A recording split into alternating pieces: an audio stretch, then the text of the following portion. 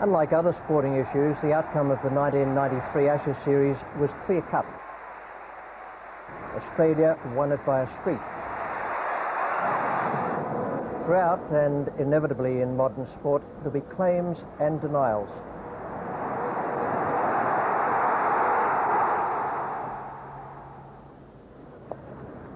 But when the naked eye has been deceived, television technology is always at hand to adjudicate.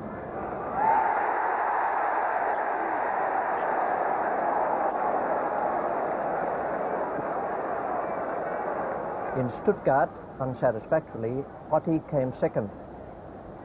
There's no doubt with Maradona's incident, England were very, very unlucky. At Edgbaston, the experiment was a success. Everywhere nowadays there are prying and privileged eyes and balls that do miraculous things. Yet the facts can't be contested. Australia have won 4 out of 5 this summer.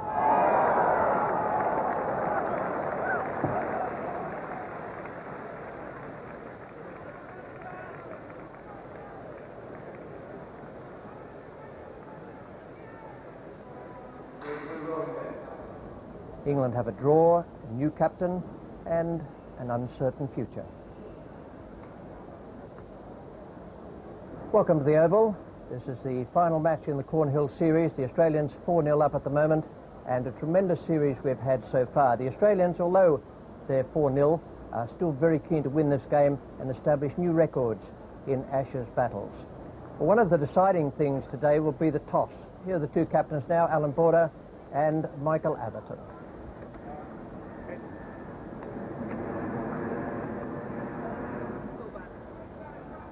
The toss to England.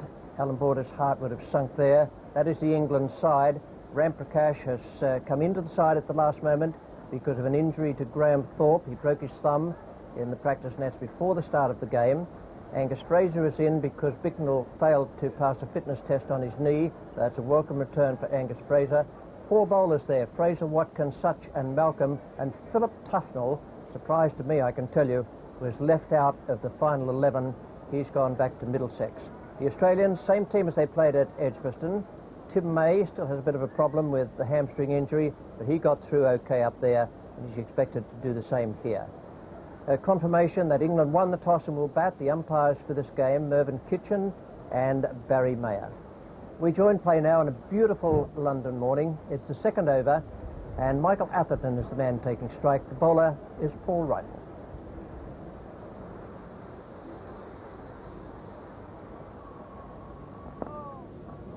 No ball and first runs.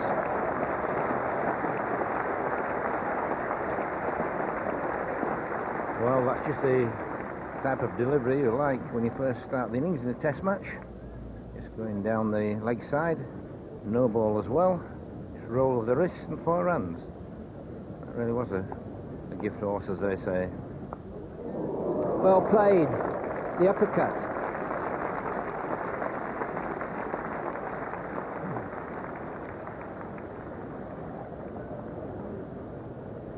There you see some of that extra bounce we said to be there.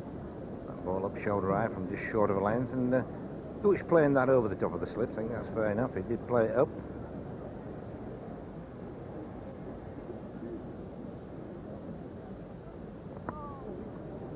Another no ball, but that was a useful delivery. Certainly had Gooch in trouble with what seemed to be a little bit of lift. Yes, he's looking to play forward there, and you can see that ball right at the top of the splice. And that caused Gooch just to go down the pitch and give a little prod. Terrific shot. This sort of field setting and the pace of the pitch, you get the feeling if any batsman gets in, then there's going to be a lot of boundaries today.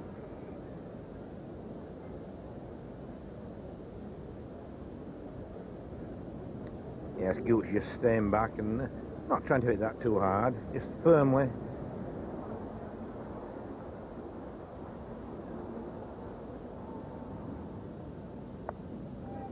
And another one.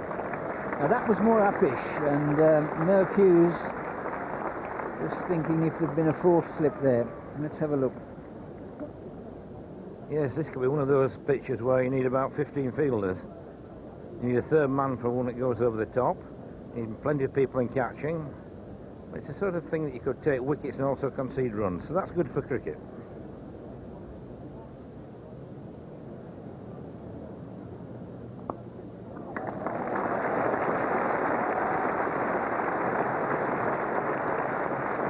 Gooch is in great nick.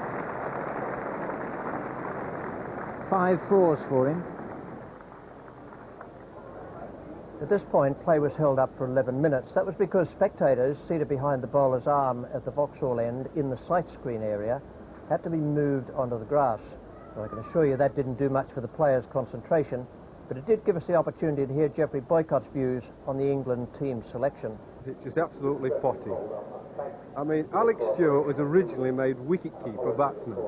He is an opening batsman. He's made wicket-keeper to be a sixth batsman so that England could play 5 bowlers and 6 batsmen.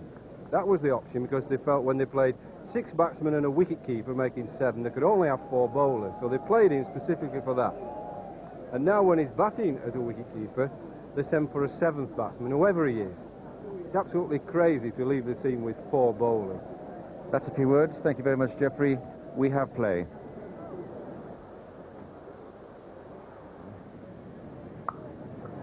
And there's a bit of proof. At least our spectators shoved around the ground have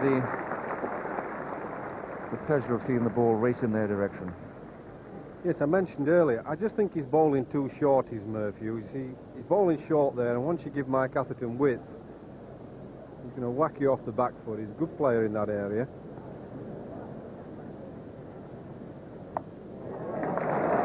Well, that's beautifully played. Massive control from Gooch. Plays the ball down, but with great power.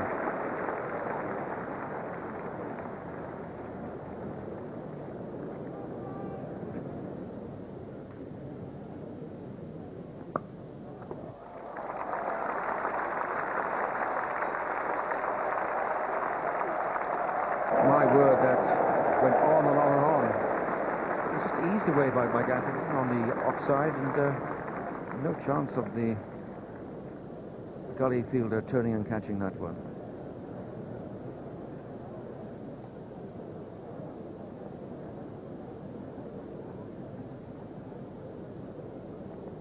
Oh, there's an appeal there, no shot played. Atherton just misjudging the line. Yes, I think it was onto him just a little bit quicker, and that looked out to me.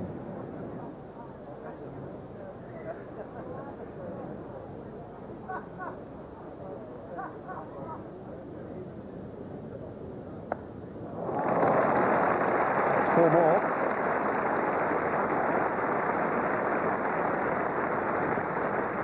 And you wouldn't mind batting on this, I bet you. But what I've seen this morning of this pitch and the Australian bowling and batting like this from Graham Gooch, I think I'll be loitering a long way behind Graham Gooch after this test match.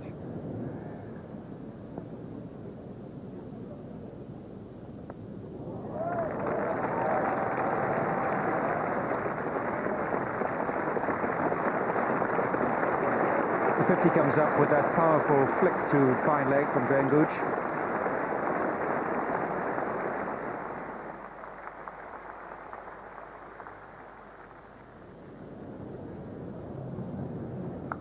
But no one there. That's quite a deliberate stroke. Too short once again, no one protecting him down there at third man. This is the sort of pitch that you could have a third man about 20 yards in from the boundary. Players look to upward cut there, that was deliberately paid, but you can use that as a position to get somebody out.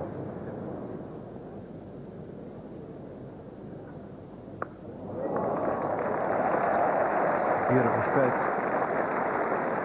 Still, Hughes gave himself a chance there with the batsman playing a little bit away from the line. Gave himself more chance than with the very short delivery. And Merv Hughes has pitched very few balls up to that length.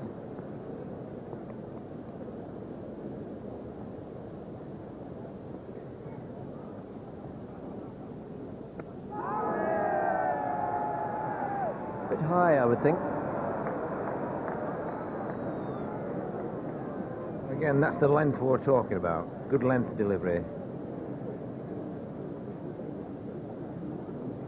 Well, I think height's probably the only thing that could have done it.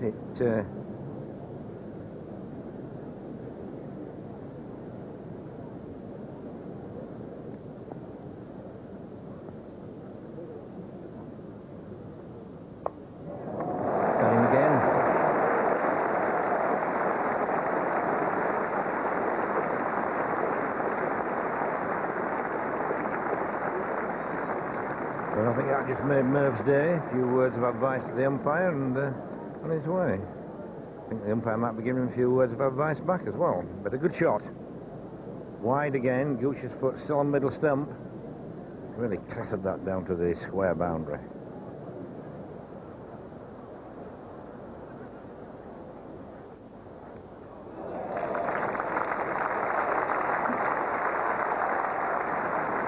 Well, it's a lightning fast outfield there at the Oval as well.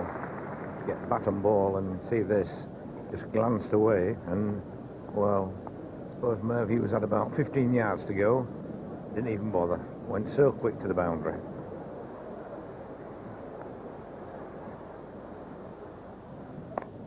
One more.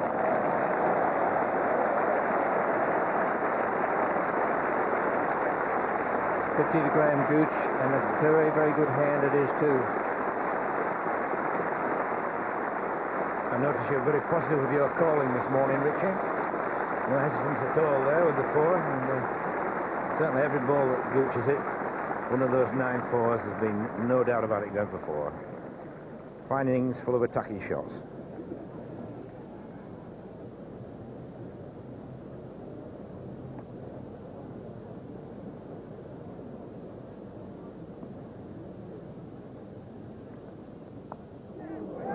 Good, well done.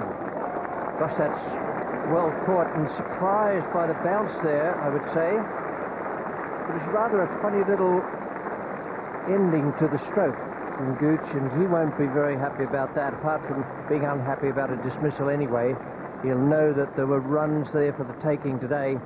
He made 56 of them from 66 balls faced, and then Steve Waugh got him with one that just climbed a little bit more than the batsman might have thought.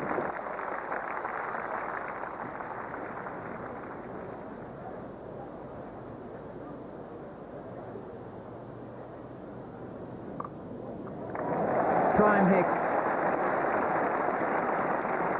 Fierce square cutter. You give him the slightest room. Very good shot, that one from Graham Hick, coming down on top of the cut shot, making sure that it went straight to ground so that there was no chance for Alan Border to repeat the catch that he took to get rid of Graham Gooch. You see, that was just a defensive push. There was no attempt for runs there, but it's got 3 of them.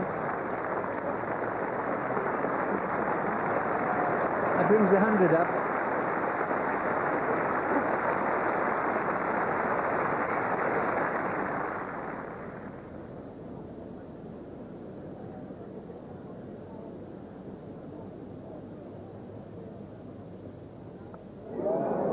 Oh, dear me.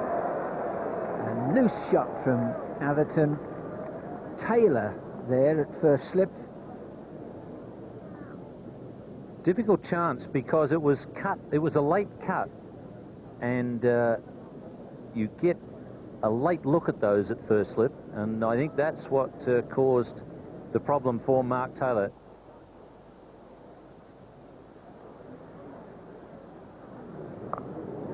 Nicely hooked. Just helped it round, really. And Waugh's pace on this pitch, if he does pitch short, he's an easy target.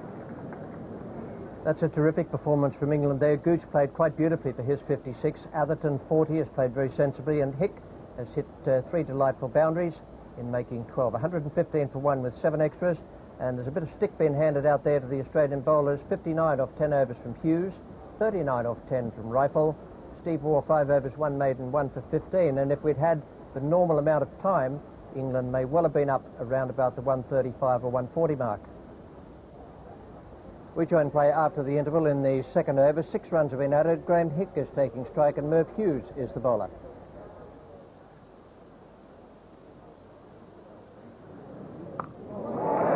Beautiful pull shot. He's into position so quickly for that.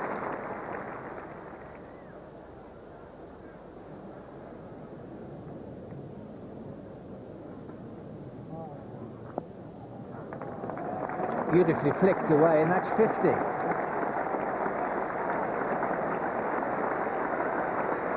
15-50 for England, and that's one that'll give him probably more satisfaction than any other. Appreciative dressing room.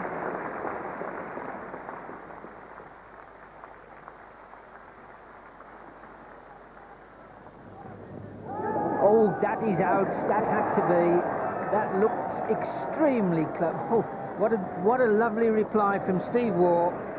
Well, there was some disappointment by Mike Lafferty in getting out after he just got a half century, but it was a beautiful delivery that turned him round. I mean, it was an easy decision to give for Barry Mayer, the umpire. No disgrace there because it swung, it turned him round, playing it on the onside.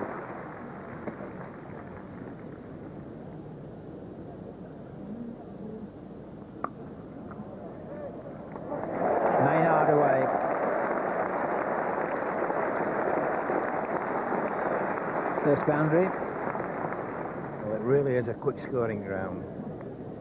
I mean, I didn't give that the full treatment, didn't really time it properly. Sparing dive there, but really whistled away to the boundary.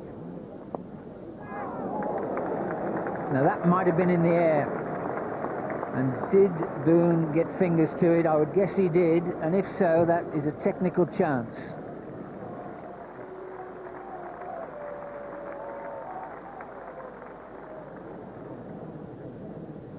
Yes, you've got to give that as a chance.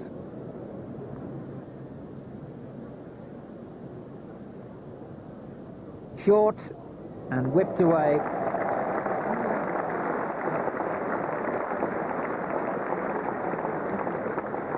Second 4 for Maynard.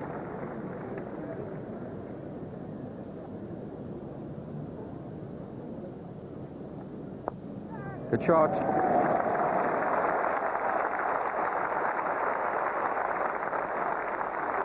Steered wide of it on for 4 runs.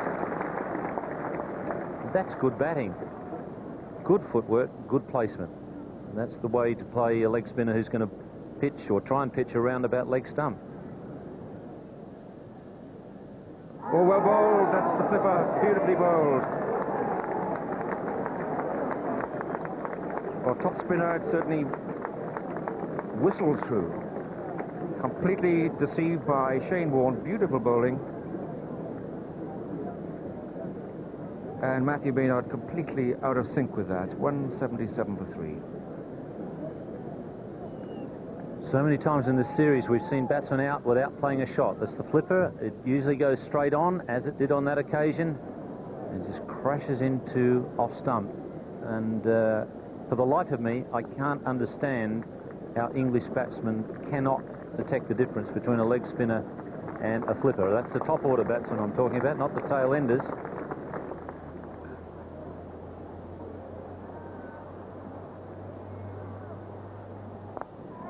That's in the air, and it's hit so strongly, it eludes Merv Hughes at mid-off. And that's what the leg spinner's bowling for. With just the slip there, it's a different game this time for Shane Warne, inviting the positive stroke.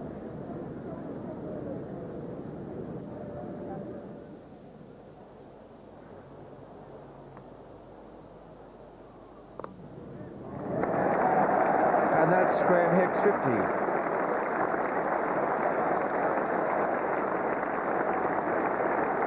He's played it well without a chance, and very pleasant range of strokes from Graham Hick.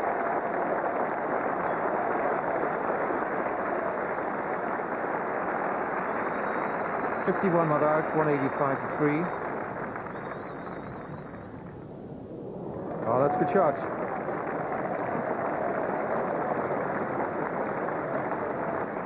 May have aimed it a little squarer, but still it was a good shot. lowering the wrists and top of the ball, 4 runs to Nasser Hussain.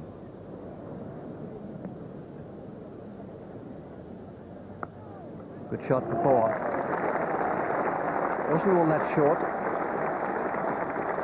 Nasser Hussain was into position very, very quickly. That was the secret to it, and it brought up to 200. Go 1 for 3.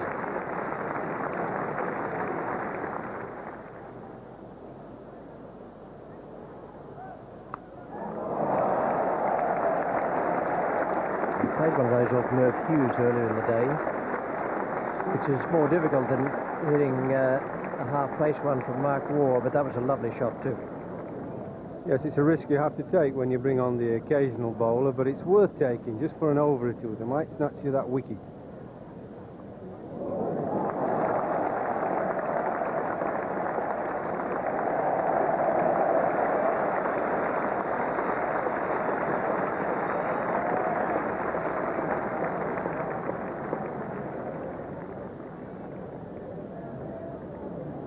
Well, he was running this, it was intentional, but not quite as fine as it went. Only just went wide of first slip.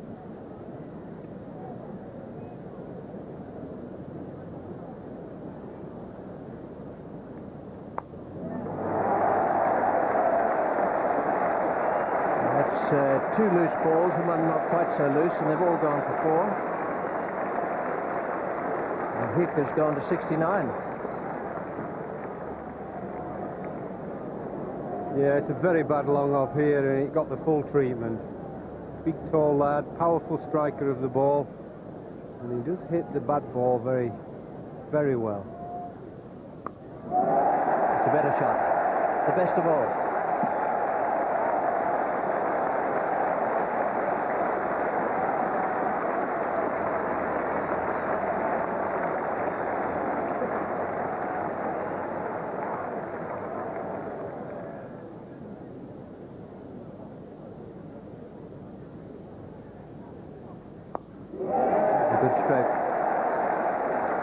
He was off down the pitch before that left May's hands, and the ball just kept going. Way, way, way over the boundary. Yes, his confidence is up now. He's playing well. He's a very dangerous player once he gets in. He makes big hundreds. Doesn't usually give it away. Got to get him early, Graham Hick.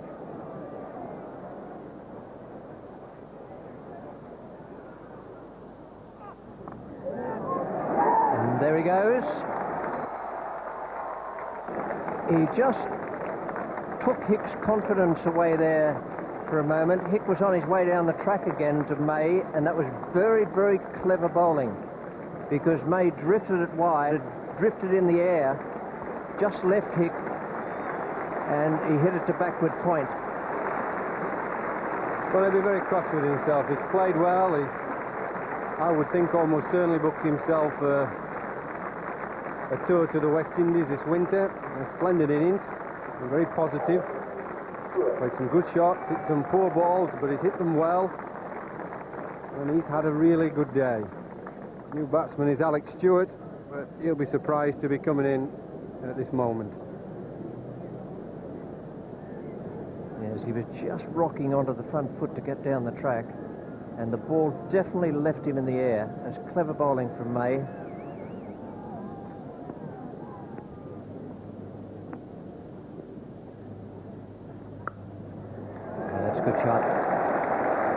So quick to seize on anything short or even remotely short. 2 more runs added, take along to 237 for 4 at tea. They've done well to get it up to that point, with Hussain on 21 and Stewart on 1. Gooch 56, Atherton 50 and Hick 80 have taken them to that spot. And the bowling figures for the Australians, they've taken some real stick out there. Hughes none for 80, Rifle none for 53. Waugh is a bonus, so far as Border's concerned, 2 for 45 in 12, and a wicket for Warne and 1 for May. We join now after tea in the second over. 3 runs have been added. May is the bowler, and Hussain is taking straight.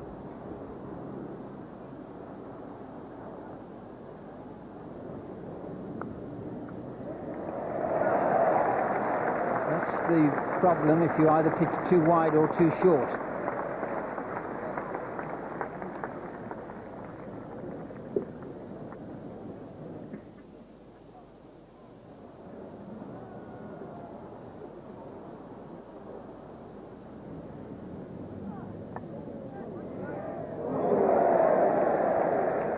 gone, and that brings up the 250.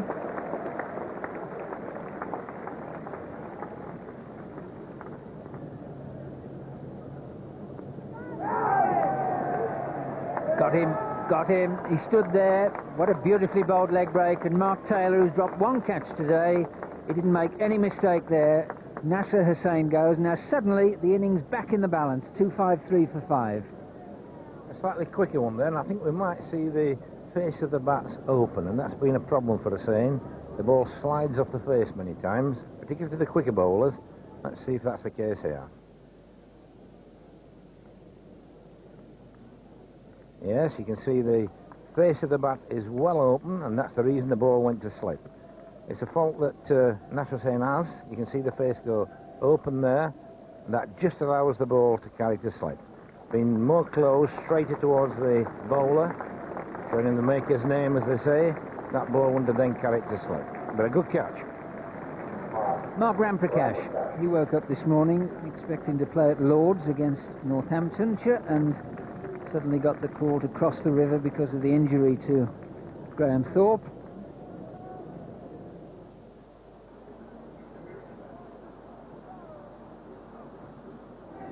Well, the face was open there, 2 or 3.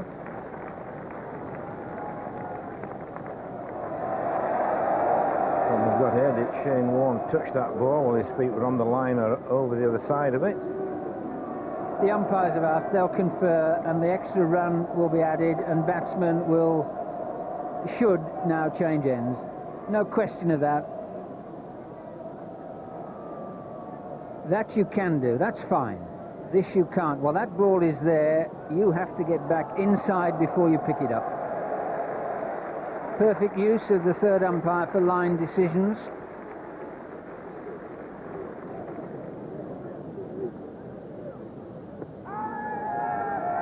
No shot played. Well, again, that could have been height that saved that. It was pretty straight. Certainly too straight not to play a shot at. This pitches, well, it pitches on, off the middle, turns from leg, might have even missed the off stump, turning from leg, but how can you not play at that? That pitches off the middle.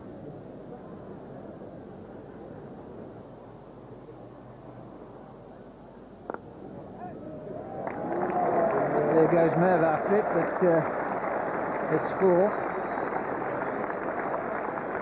44th boundary today. He's gone. He's gone. Merv Hughes, an extra bit of pace, and gets the bounce. The ball flies past at chest high and just flicks the outside edge of the bat. Well, it was a lovely length and line and just the right place to bowl. I've been mentioning this all day, that Merv Hughes has bowled far too short on most occasions. I said he's got to pitch it up a little bit more, and if he does bowl it short, it wants to be round about chest high, ribs, you see. He's playing that round about chest, ribs area, and that does cause problems for batsmen. That exit.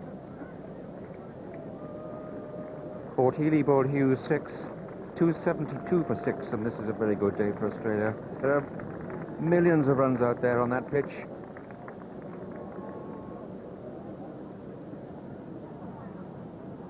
Oh, that's a sensational catch if he hit the ball, but he stays there.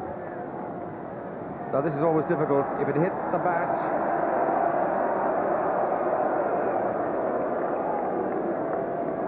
it's not out. A brilliant catch, not to count, wasn't it?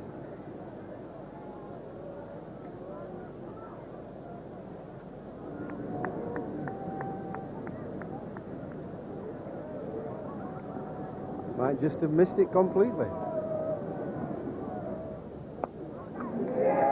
Shot. Just waiting for the bad one, and found the gap between mid-on and mid-wicket.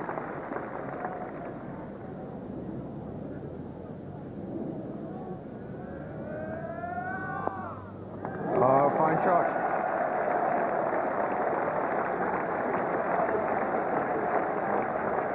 Classical off-drive from Alex Stewart brings in 4 more runs and takes the score to 285 for 6.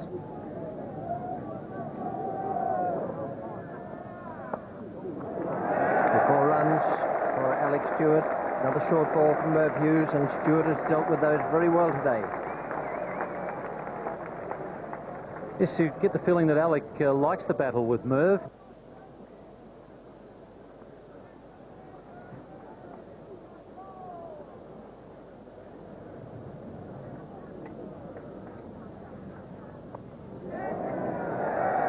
Another one.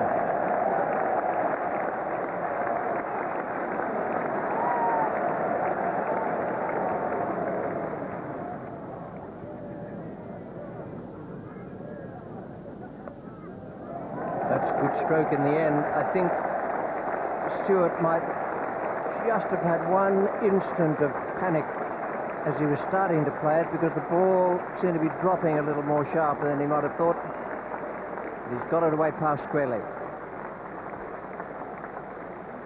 I think it was probably a change of mind. I think originally he was going to sweep fine, and then he decided to sweep square. Good shot too. 6. Bits of great batting today. Stewart now is carrying the attack to the Australian bowlers. Score has gone to 308. Stewart to 51. Got him away again. He's hit it square again, just in front. Beautiful stroke.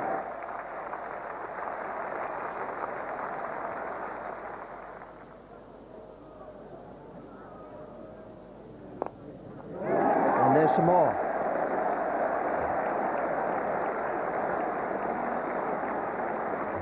For the life of me, I can't understand why Alex Stewart kicks the ball away when he can play beautiful shots like this by just using his feet and getting down the track.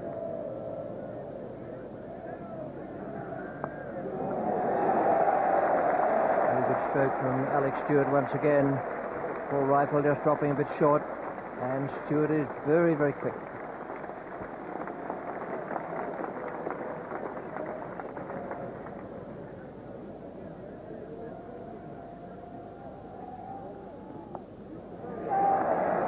Very well played again.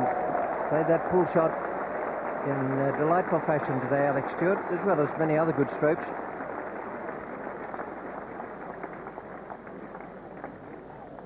Yes, you do feel better pitching the ball up, looking for a bit of swing. Ball rifle's not that quick, and Stewart's pretty well set at the moment.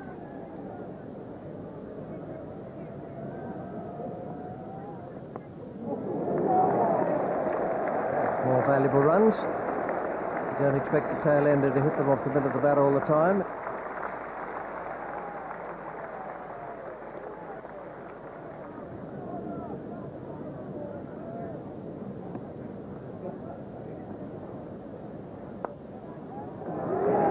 That's as good a shot as Stewart has played all day. Footwork excellent. Just took himself to the pitch of the ball and placed it beautifully.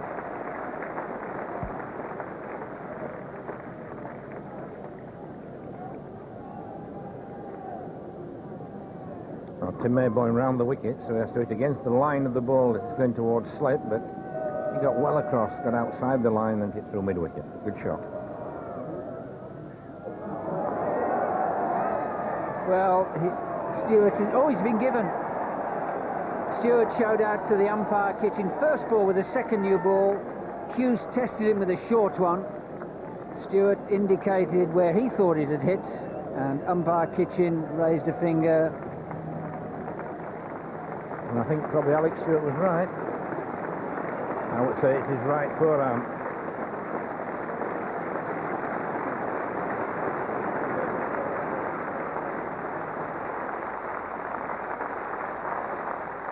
Perhaps the lack of balance out there for Alex Stewart. Perhaps we'll never know the full story. 76 for him and a wonderful knock.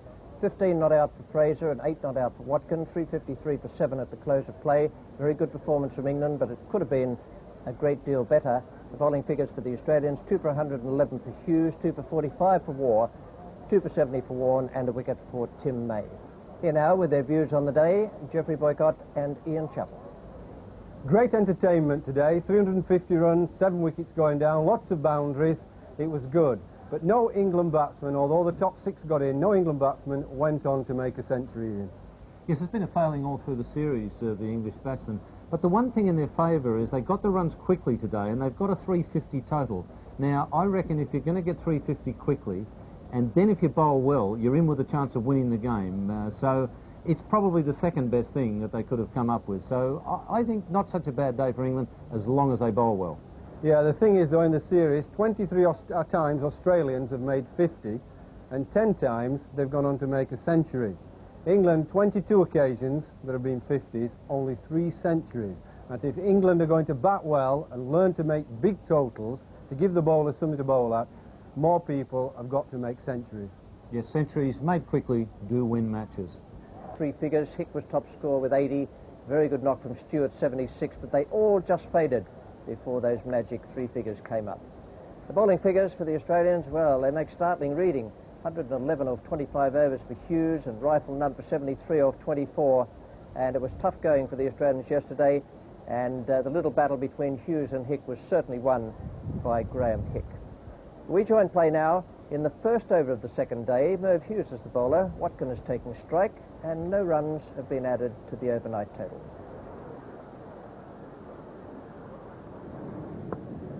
And there's some for the scorebook straight away.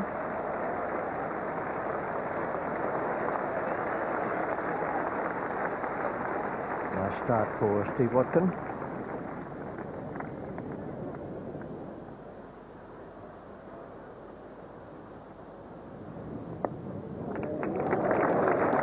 Another good stroke for 4. So Watkin has picked up 4 and Fraser has matched it in the first 2 overs this morning. Each time the ball's pitching, well, round about Midland leg or leg stump.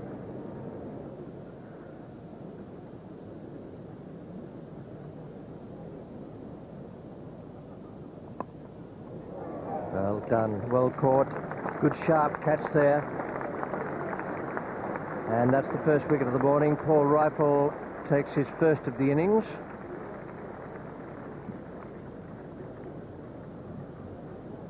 Steve Waugh, the man taking the catch. It flew pretty quickly. It's now 363 for 8.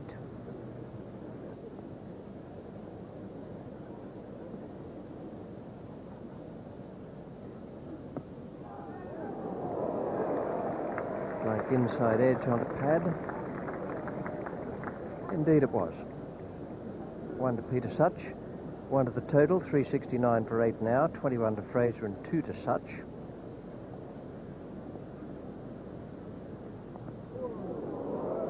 Pretty good bouncer there from Paul Rifle, right on line.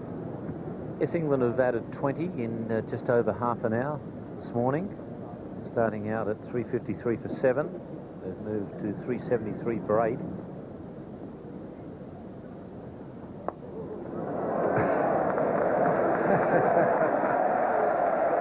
Well, there's a challenging move by Peter Such. I think he was more frightened of Merv feeling the ball and throwing it back at him.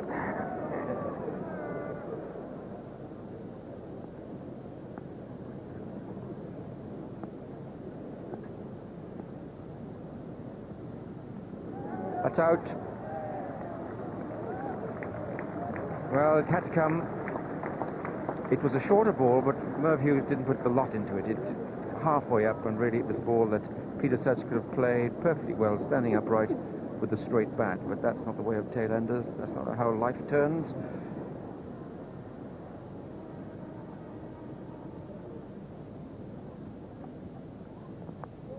That'll do. That's fair enough. No point in padding up and blocking while Devon Markham is at the other end. Might just as well throw a bat at it and take a chance. 4 runs. He's bowled him. So it's all over. Fraser bowled for an excellent 28. England 380 all out. Devon Markham, naught not out. 380 all out, and I reckon the Australians would have settled for that at the start of play. Certainly they would have at the start of yesterday's play. Today, Fraser a good knock for 28, Watkin 13, Such 4, and Malcolm no score and unbeaten. 17 extras in that 380 total. And the bowling figures for the Australians, Hughes and Rifle, the only men used. with the remnants of the second new ball, 3 for 121 and 2 for 88 respectively. We join play now in the Australian innings. It's the first ball. Devon Malcolm, whom many thought should have been in the side before this, is the bowler, and Mark Taylor is taking strike.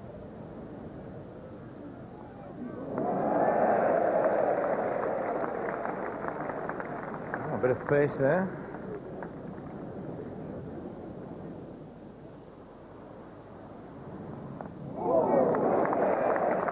With a cover under mid-on, and I think it really could have put another one in a catching position while the ball's so new. We can risk the odd for early on. A lively few balls, just what England needs. If you look at the field they've got set now, the forward short leg, who I didn't actually recognise him at first. I think that's Gooch has the helmet on at forward short leg. That's an unusual position for Graham Gooch. I don't think I've ever seen Gooch do that position. Have you, Tony? No, I haven't.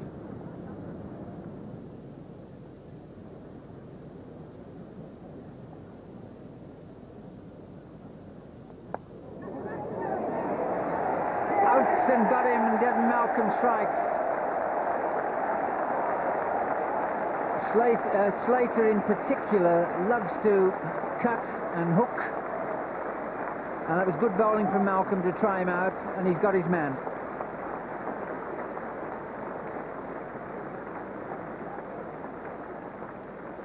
Well, you could say that was a good ball to knock it in short and test the batsman for a bouncer, or you could say it's a sloppy shot. And it made him fetch it from outside off stump, which is always good. Harder if you have to fetch the ball from outside, you have to get around it. And it finished up just a miss-hit, easy catch.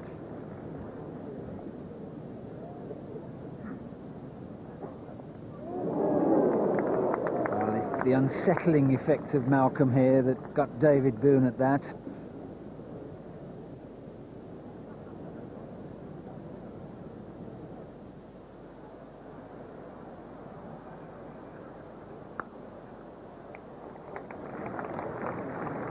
Speed of this outfield, because that was a bit more than a push, but certainly wasn't flattered.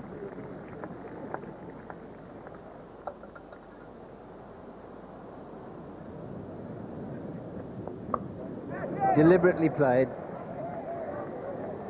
and quite close to all sorts of things. In fact, it's all the way.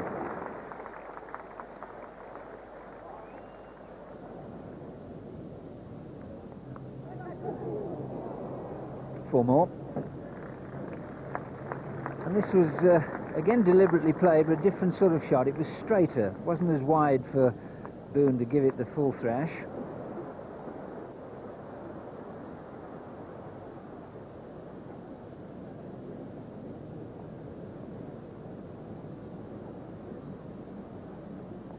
Now, that's the sort of pace that Geoffrey Boycott was speaking about. It's almost drawing Australia into shots that they haven't tried to play all the series because they haven't needed to.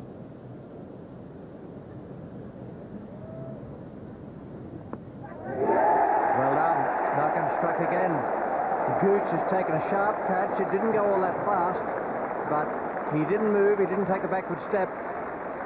And the Australians are 2 down, 30 for 2. And once again, Malcolm is impressive. Yes, I think it just shows you what extra pace does.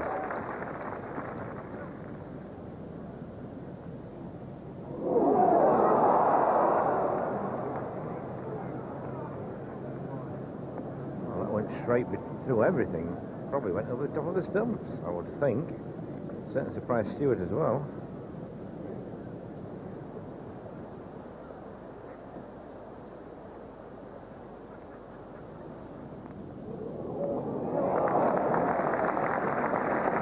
Take there, Stewart.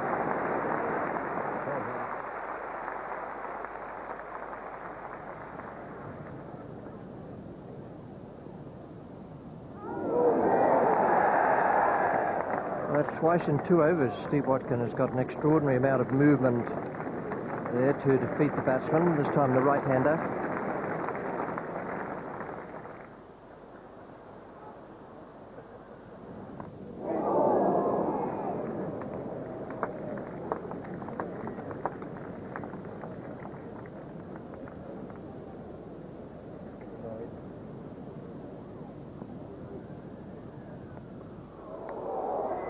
Great performance from Devon Malcolm there. He's picked up both wickets. Slater and Boone. Taylor and Mark Waugh had plenty of torrid moments there. 42 for 2 Australia at lunch.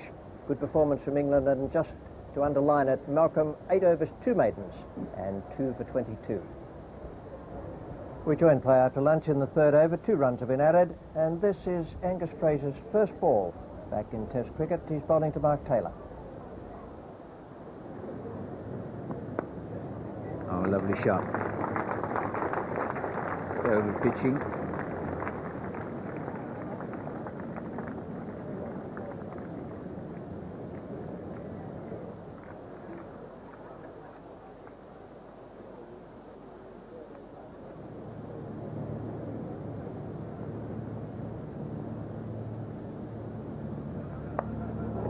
Authentic. Undoubtedly, Mark Waugh does hop around against some of the short stuff, but he's not afraid to take it on. Brings up the 50.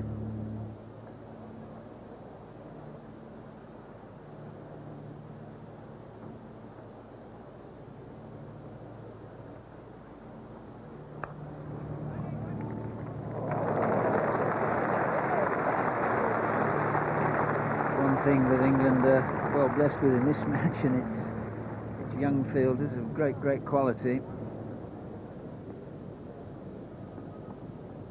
Oh, got him! Fraser strikes. What a lovely delivery, lifted from almost nowhere, and the disconsolate Waugh pats the pitch short of a length where it pitched, but what a delivery, and what a return for Fraser. And now Australia 53 for 3. Well, it was a beauty. Brilliant bowling. It's Angus Fraser at his best. That's not the pitch, that's Angus Fraser. Hitting the seam from that height, the extra bounce, and it's done Mark Waugh easily. Look where the keeper took it.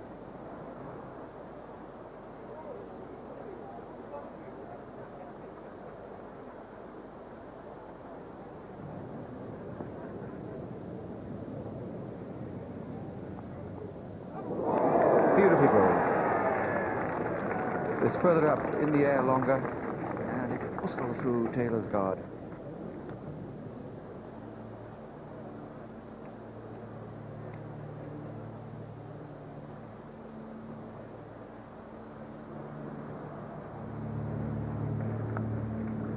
Oh, brilliant stop. Spectacular, Hussain.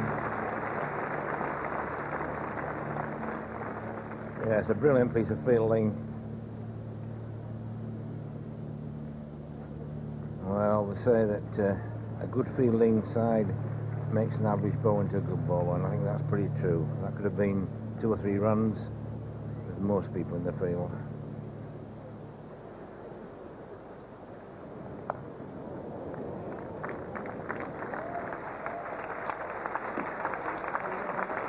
And these two batsmen, pugnacious really off the back foot with these short pull shots, short arm pull shots.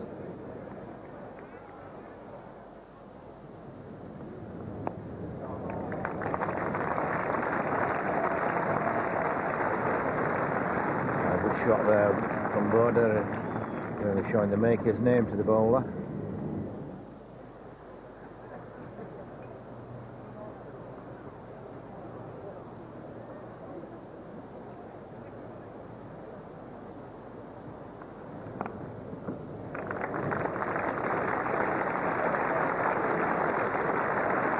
And that's the class of player. A little bit of width, and it's 4 runs, and it's 50.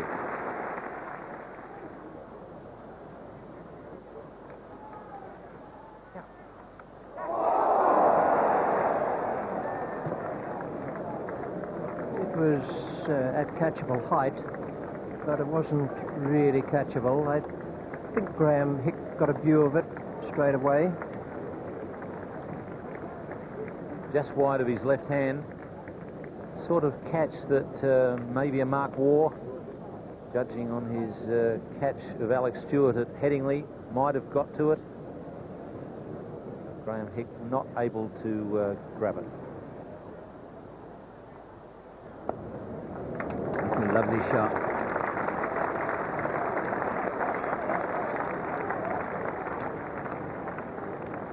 Some left-handers don't groove their cover drives, but the face of the bat dictated the direction of this perfectly.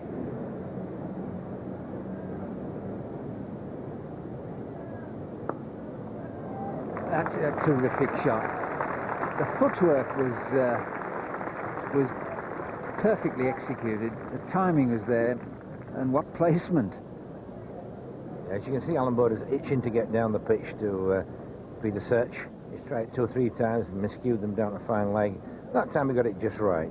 Not an easy shot to play wide of mid-on.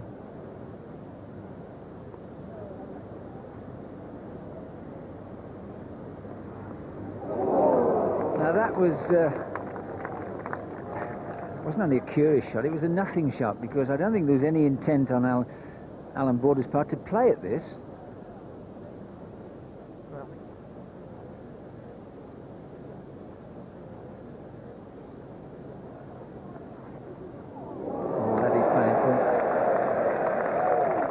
Crowd cheer. 1 or 2 players might smile, but there's one man who won't.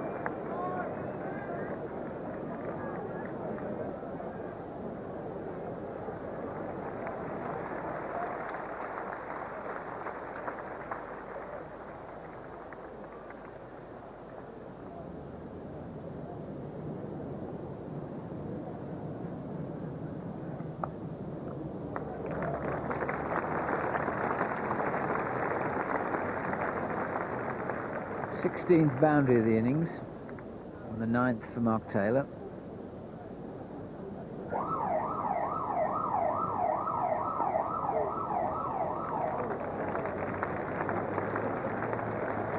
It's an expensive time now for Fraser in England. That's the 7th 4 hit off Fraser.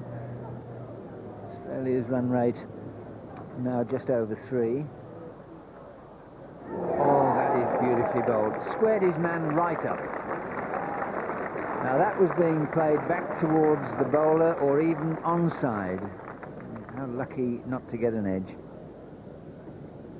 Magnificent delivery, is that? Really too good. Left to left-hander, but also bounced as well. There's nothing you can do about that.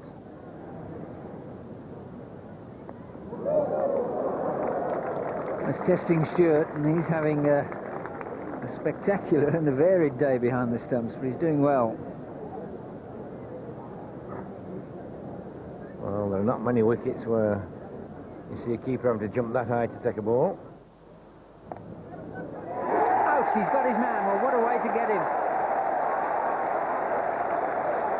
Caught by Nasser Hussain, and Devon Malcolm's deserved that wicket, but perhaps not the orthodox way to get a left-hander out. They all count. 132 for 4. Yes, the extra pace has done it again. It certainly looked a different game again when Devon Malcolm came back for this over. And why he got that wicket is because he got the batsman on the back foot again. 1 or 2 very good deliveries, the bouncer, and really getting the batsman playing off the back foot. You see Taylor here doesn't get the weight onto the front foot. The weight's still on the back foot, trying to drive through it, and that's the reason the ball went there behind square on the offside.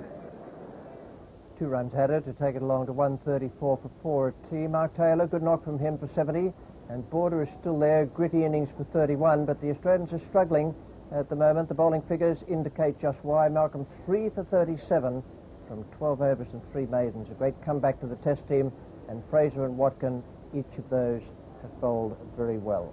We join play now after tea. It's the 3rd over. 2 runs have been added. Steve Waugh has taken strike. Devon Malcolm is the bowler.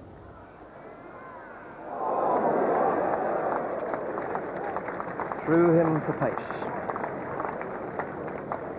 Nice smile, though, from Devon Malcolm. Just felt there's a man who's had a really good day, who's enjoyed himself. He's bowled well. Created some poor shots from the Australian batsmen. They haven't given him their wickets. He's created that indecision. He's created a wariness in the batsmen. They've played some airy-fairy shots at him. Passed him again on the outside. Beaten for pace more than anything.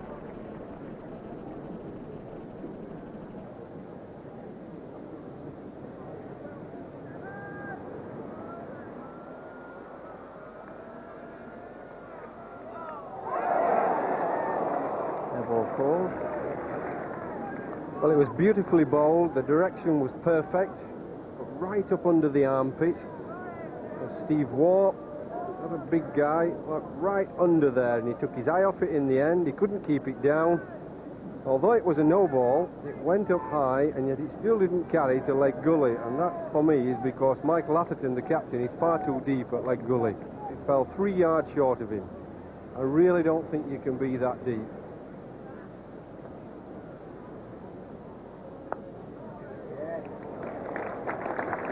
Fine stroke from Border. Takes a good one to get through Ramprakash, who's already fielded quite brilliantly out there in this Australian innings.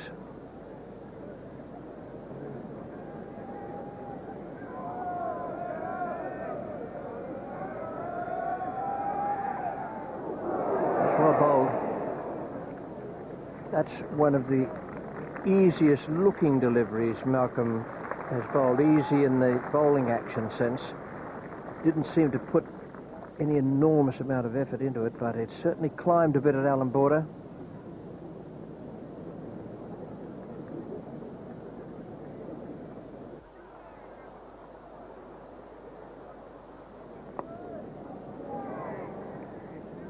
That's a beautiful stroke. It's very, very strong.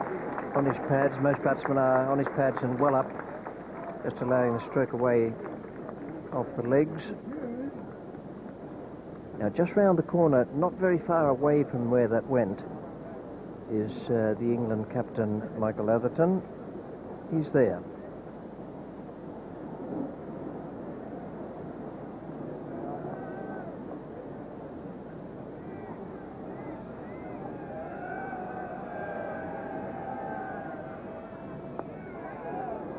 Done it again.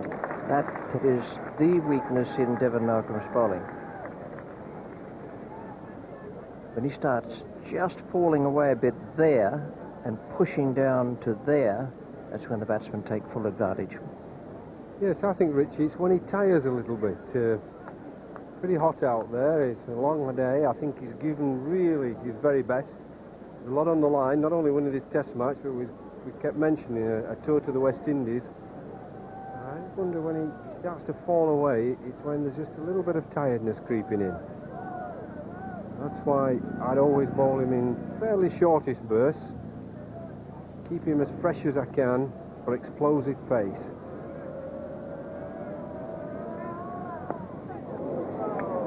Once more. There are 3 good lessons for Malcolm. It's amazing how it happens with bowlers. He's beaten Steve Waugh twice just outside off stump. Bowled brilliantly to him, and all of a sudden, maybe he's striving for extra pace, maybe striving for something else, but he's given him 3 boundaries.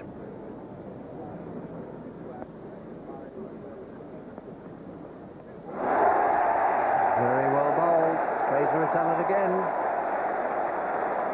Looked a good one too.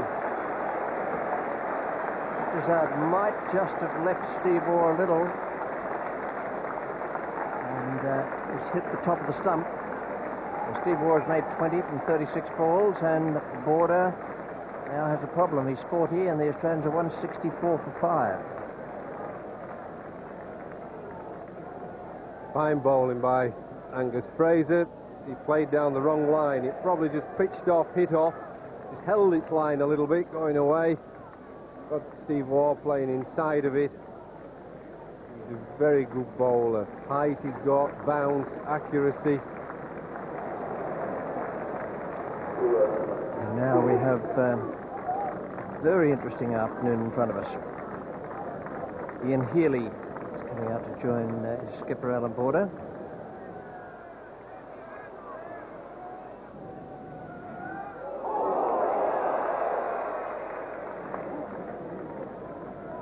Healy won't change his game just because Australia are in a bit of trouble. Won't change him one little bit. He'll still try and cut. Probably have a dash at the hook, although he may consider that Devon Malcolm is a little quick for the hook. Ooh, what a shot. A bit short of the length, but it wasn't a long hop by any means.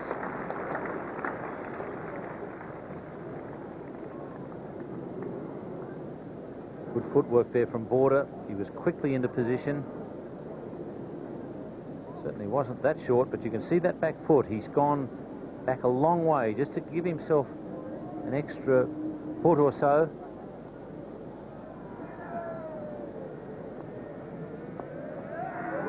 Got him.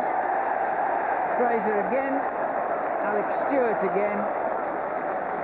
Border goes, and that is Angus Fraser's 50th wicket for England, and what a comeback.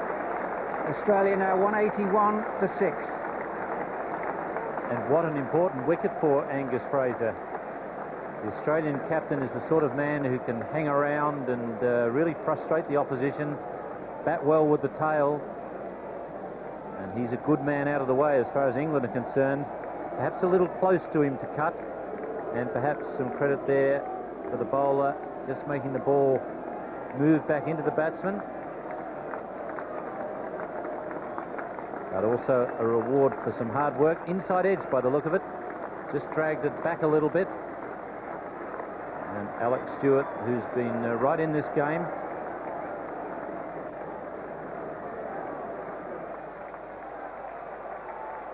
.181 for 6, and you might have noticed, Ian Chappell, that saves the follow-on for them. After that comment, Jack, my thoughts are unprintable. Save the follow-on. Oh, that was close.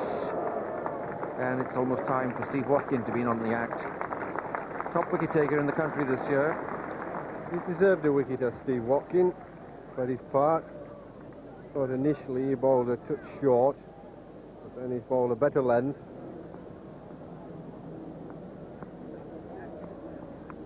Oh, and that's the outside edge, and well stopped at third slip by Nasser Hussain. Well, Angus Fraser drew Merv Hughes wide. Played a ball he could have left alone. It was over 2 foot wide.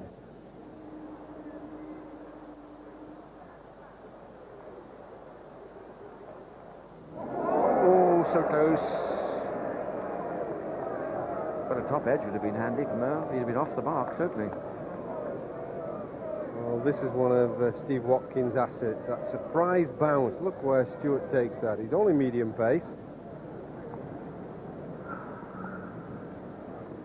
That's a cracking shot. It took a liberty, but it flew off the bat.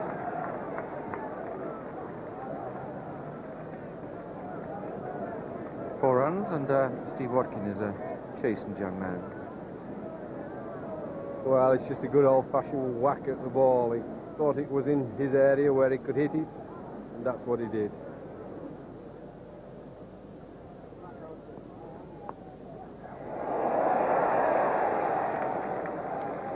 Fine effort. 4 runs.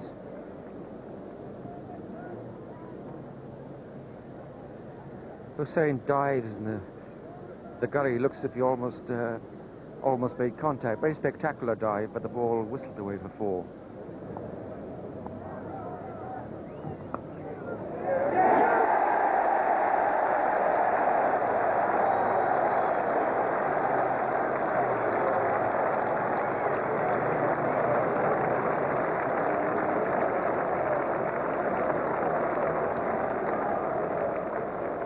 Well, he thoroughly deserved that, Steve Watkin. He's played his part, backing up the main strike bowlers of Angus Fraser and Devon Malcolm.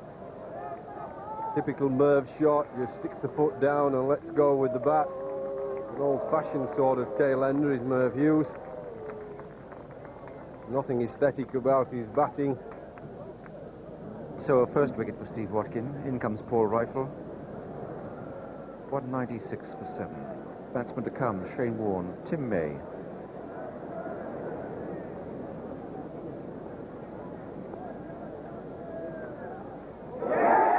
Caught Maynard for Watkin.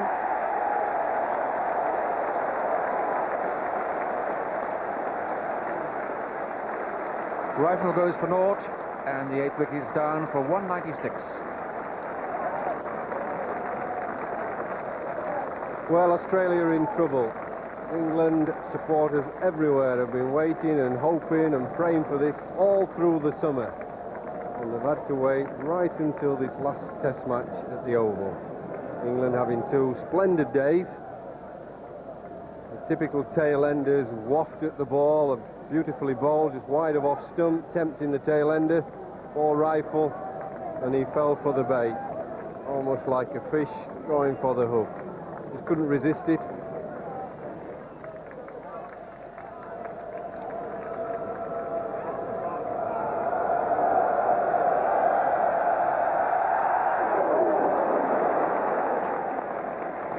Good line, good length.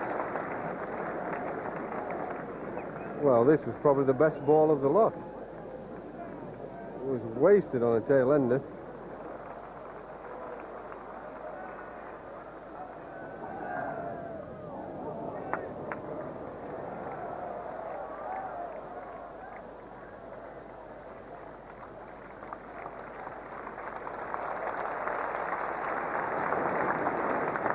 .200 up for Australia. They're a long, long way behind. England earlier in the day took their first innings along to 380. 201 for 8 in reply. A bit of extra bounce there.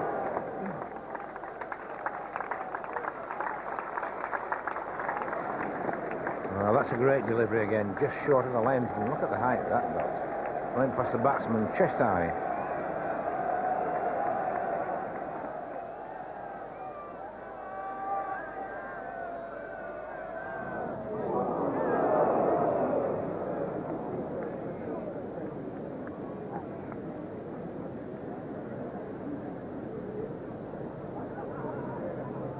Shane Warne looking to play the ball, I think, over third man more.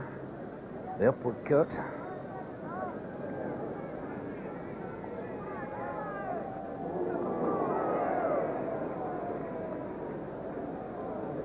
I don't know that Healy be all that impressed with Shane Warne's stroke play. Healy might prefer him to stay there, make certain he doesn't get out.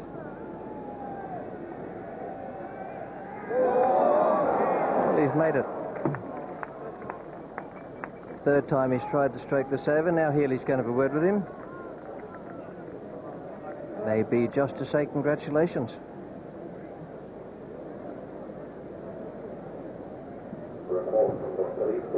Yes, he's had many attempts. There's more of an edge in the middle, but the direction is really aiming for over the slips.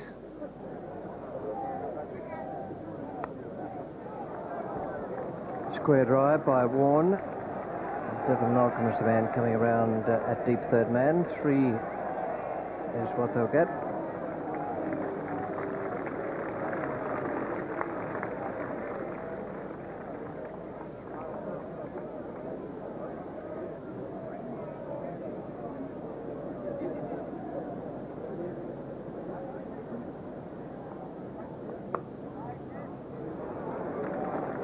Healy this time playing in almost the same area. And 3 more.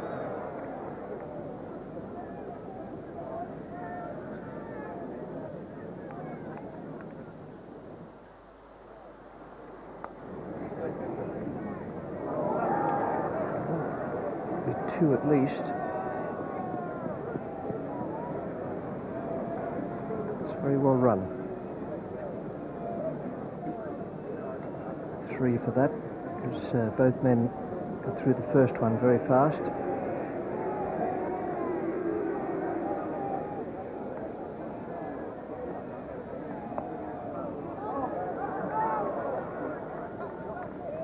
Have to go quickly.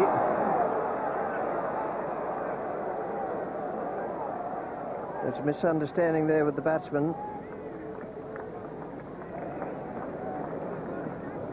Warne has added 3 to his score.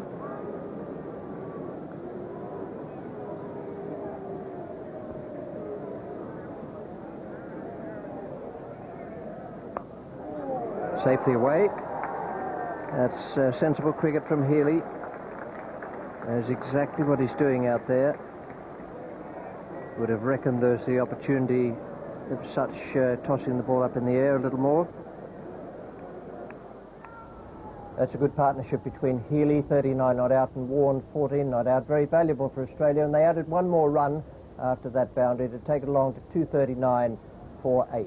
Good performance there from that pair, but the England bowlers were too good today.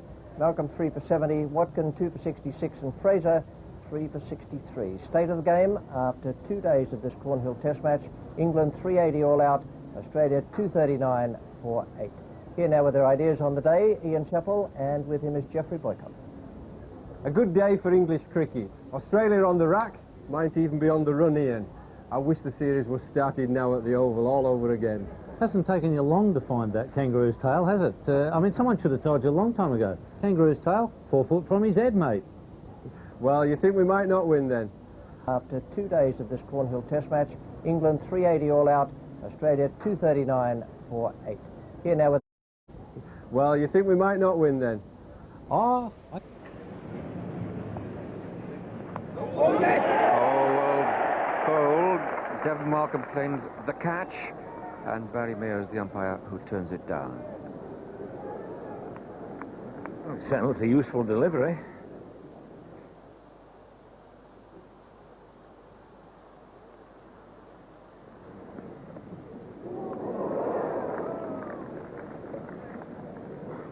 Well, that's good bowling.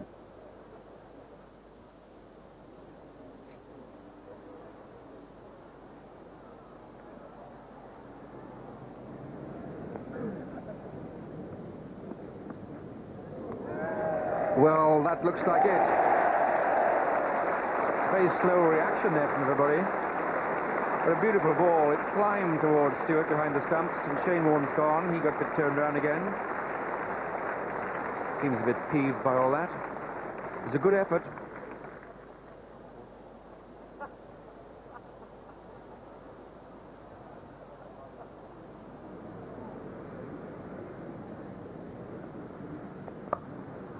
Cracking shot.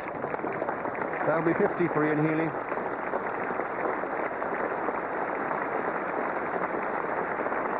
Which, by the way, is his 9th half-century in Test matches.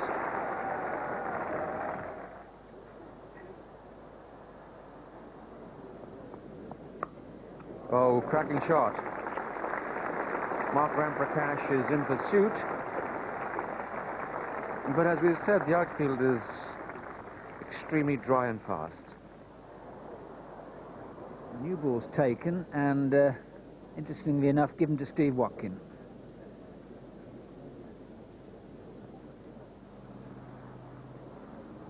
Oh, what a good first ball.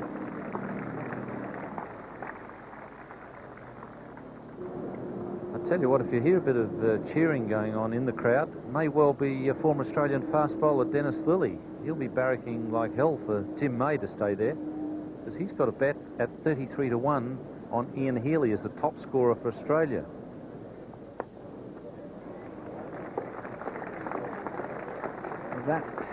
Those runs for Ian Healy, and it doesn't get there, but instead they run them.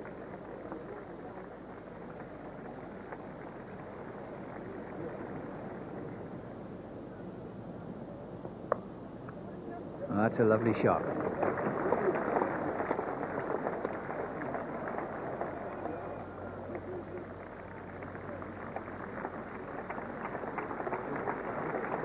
That's a very, very good shot for a number 11. Any forcing shot off the back foot with the straight bat rather than the horizontal bat is not an easy one to play.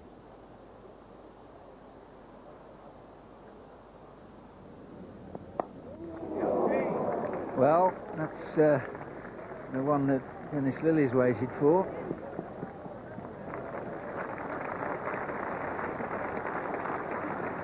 Well, I know who's putting the party on tonight. About time we got a drink out of the quickie. 2.94 for 9, 1 hour gone, 15th over of the morning.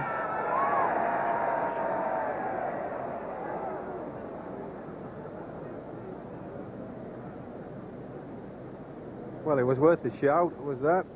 Tim May was on the move, but I think probably going down leg side.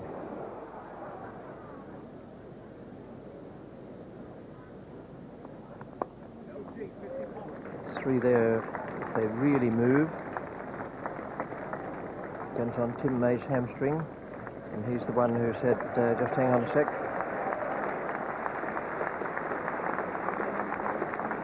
That's the 50 stand for Ian Healy and Tim May. Good performance.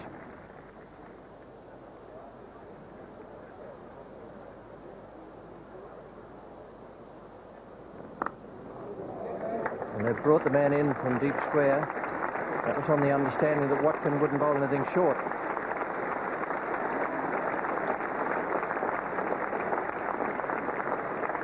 A good performance, 300 up.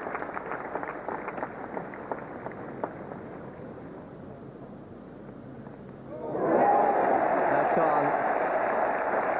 Fraser has done it. 5 wickets for Angus Fraser, and the end of an excellent partnership between Healy and Tim May. Slightly extravagant drive there, but it was there to be hit. And Ian Healy is unbeaten on 83. A tremendous performance. May out for 15, caught by Stewart off Fraser's bowling. Terrific performance by Angus Fraser and Ian Healy.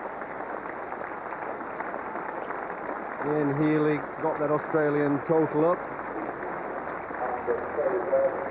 And Angus Fraser was outstanding performance on his comeback test match on a pretty flat pitch, getting 5 wickets.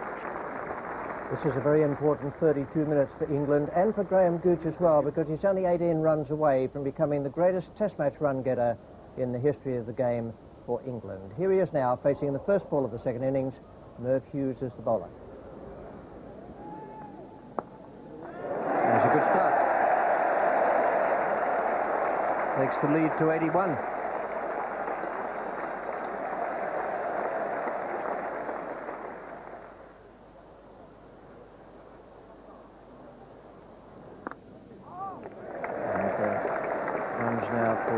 As well, so things could hardly be starting off better for England. Their second innings, 3 to Atherton.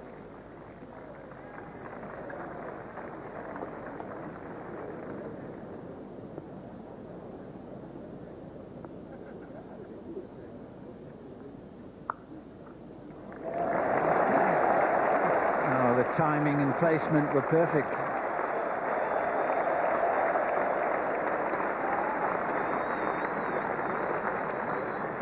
Gooch repeating his first innings performance on Thursday.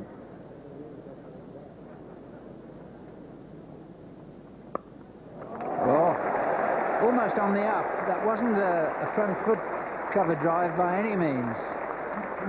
But the pace and bounce of this pitch is so trustworthy that batsmen, when they're in good nick, can do this sort of thing.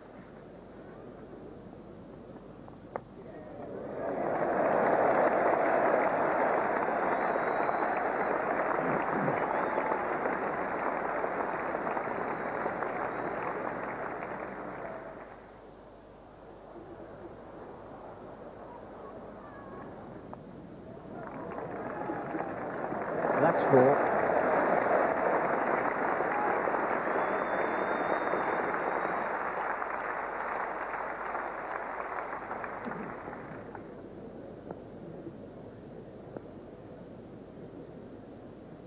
Slow one. It was a maiden until that.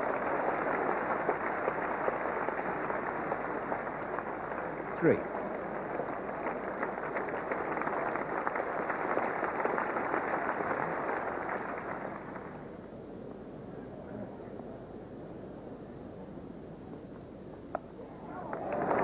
Shots like that, you see, there's never been a dull moment here in these first 7 sessions of this test match.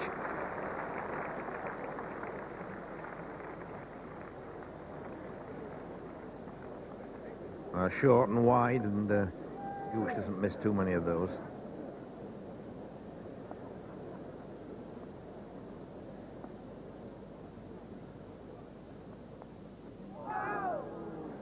Well, that was close, because Gooch always tried to leave it.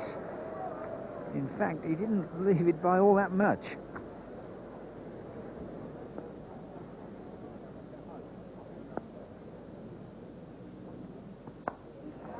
That's it. for Graham Gooch. The crowd know, he'll know,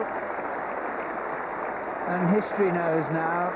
4 runs for him. The Australians applaud. That makes Graham Gooch England's leading run scorer in Test cricket.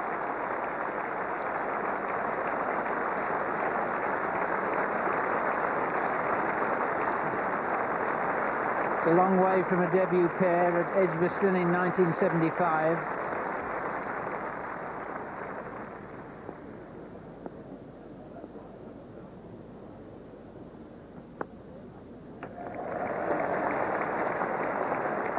Pace of this pitch enables little defensive pushes like this. Now Atherton was thinking of a third and just slipped at the end of his second run, and that brings the 50 up, and we're only in the 8th over.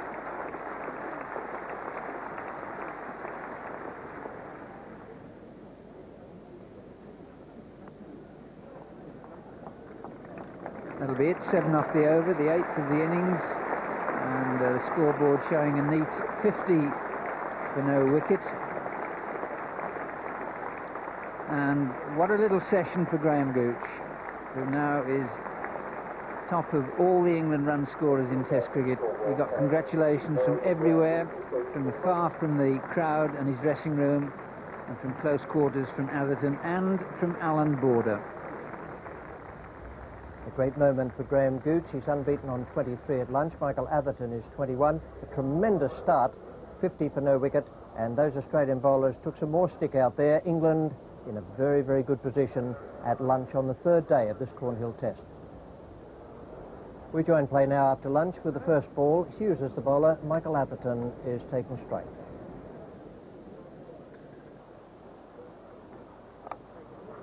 He's done it again. It's some of the most fluent, brilliant batting you could ever wish to see.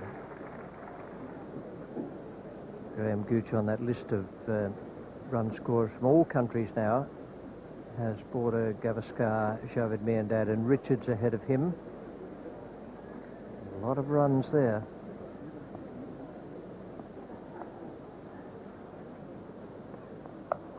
And there's some more. Just tack on 4 to whatever was on that list.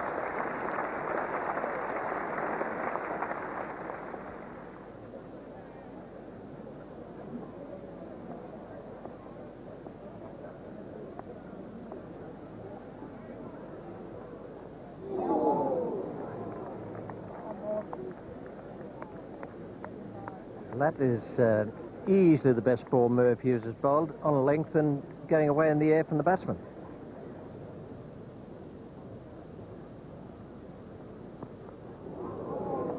Well bowled, and it was a very sharp reflex that played the ball safely. Paul Rifle got that extra lift outside off stump.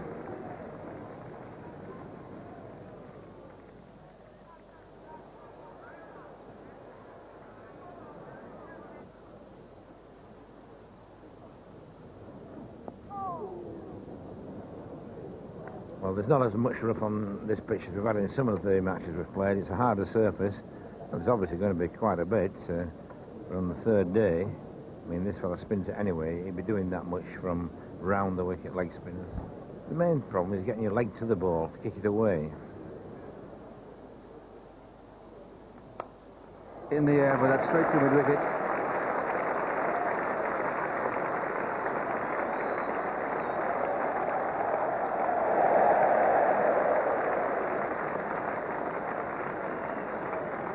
All greeted by a cheer. I'd say I fancy that Mike Atherton had hit the ball much more firmly than that when it first set off, but just crept over the boundary in the end. In the air, and he's out.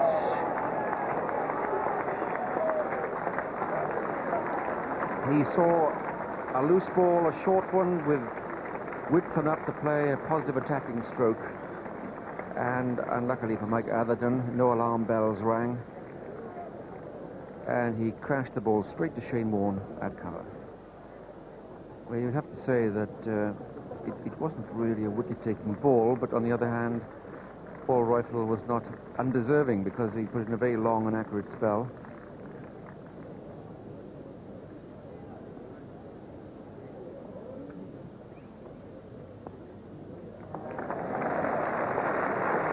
Typical Gooch, strongest flick of the wrist and a full meet of the bat.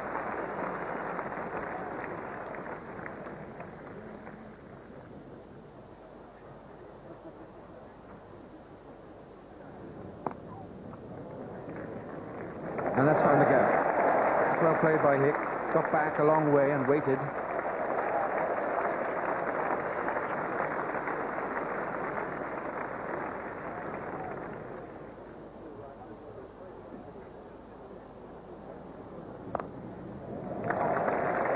Nicely timed.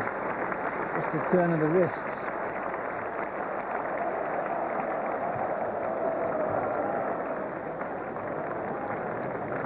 Well, the boundary was saved, but the 4 runs wasn't. 4 it is, they've run them.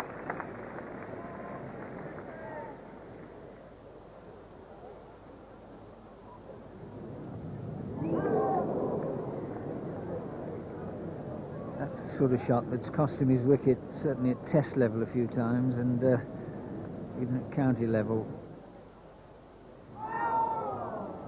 Again, Gooch is getting himself into some trouble here, trying to kick them off. Just watch this. Very lucky, up onto the glove, or perhaps the splice of the bat, and very close to off stump.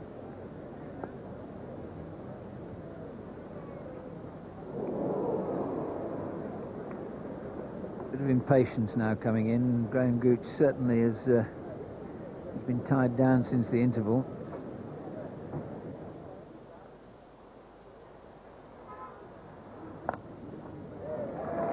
Well, Gooch has finally broken through. Might well be 4.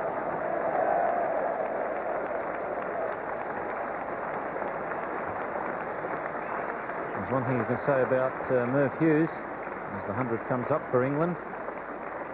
He certainly livens up the game. If he's not getting wickets, he's bowling bouncers. And in this game, he's quite often having plenty of runs scored off him.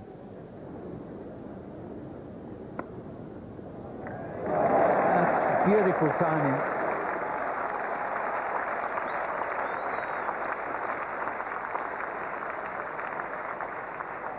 That was a gem, and you just see the way he opens the blade slightly to get the placement spot on.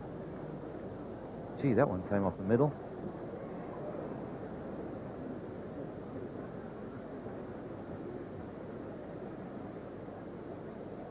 Oh, it was wonderfully bowled. You won't see anything better than that from a wrist spinner.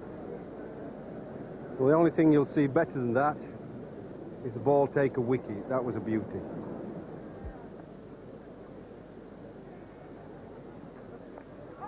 Oh, dear. Now, was there an edge there? Or was it just close to the bat?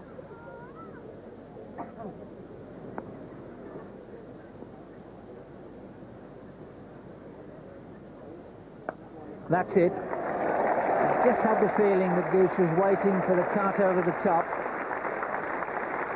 And I think the field was set there deliberately as a challenge. That's 50 for him. Super innings, 51 out of 110.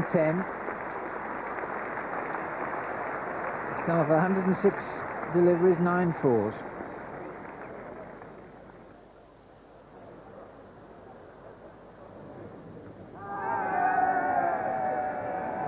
Well, nobody's moved.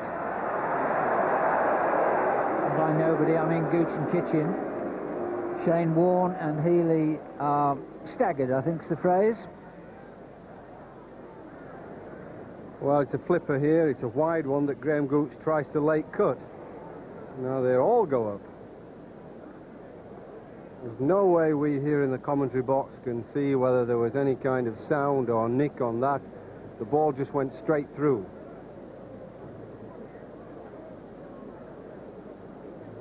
They all go up. No delayed action there from Slip. He went up straight away with the keeper. We'll never know. Well, if Graham Hick's going to hit over the top, he usually hits in this area. Long off's his favourite over this man. You see, he's not getting in too close. They're obviously aware of the Australians that that's the area he likes.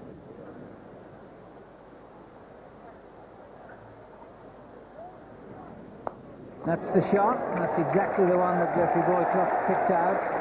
And he goes over the top. It's offside or straight, even to the off spinner. Gooch tends to go mid-on or mid-wicket.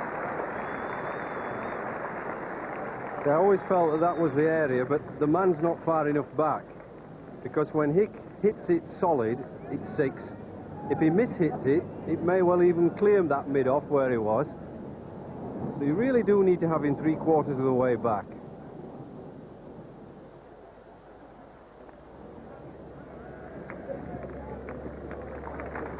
Full rifle.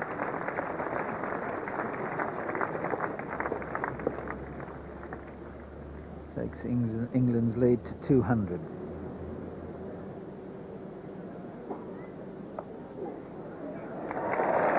Got it. Well, if he's short at all, you see, it opens up that offside. The long hop, much easier put away when the leg spinner bowls over the wicket. That's a great sight for the England team. Graham Gooch on 58, Graham Hick on 19, and going along very well. Atherton, the man out, caught off Rifles bowling for 42. 127 for 1, and the bowling figures for the Australians, they've taken some stick again. 50 from 11 overs for Merv Hughes. He might do something later in the day, but so far it hasn't worked. Rifle 1 for 36 and no wickets for Warne and May. That's the way the game is at tea. The England side 204 ahead, 127 for 1. They are in a very good position. We join them again now in the second over after tea. May is bowling to Hick, and 4 runs have been added to that total. Beautiful stroke.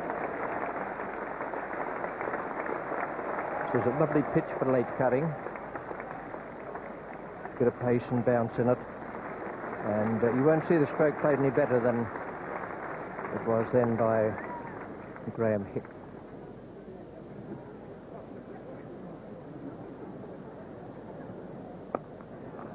Four more. Warne's been short since tea.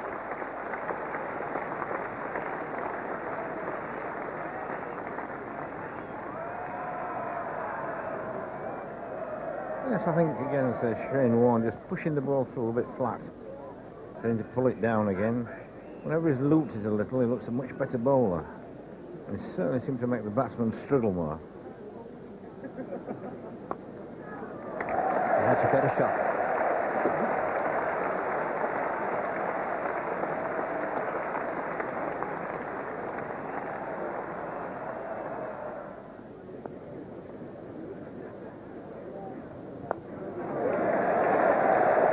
No man down the ground. And 4 more runs. Well, certainly the invitation is there. You're not going to play a long on for an off spinner on a good batting track. There's every chance you can be clubbed over the top.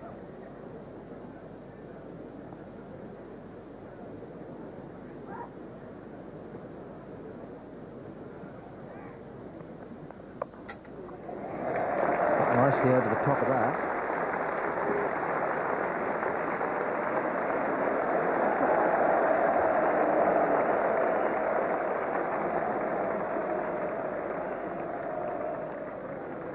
Merv Kitchen saying, what did he say to you, Merv?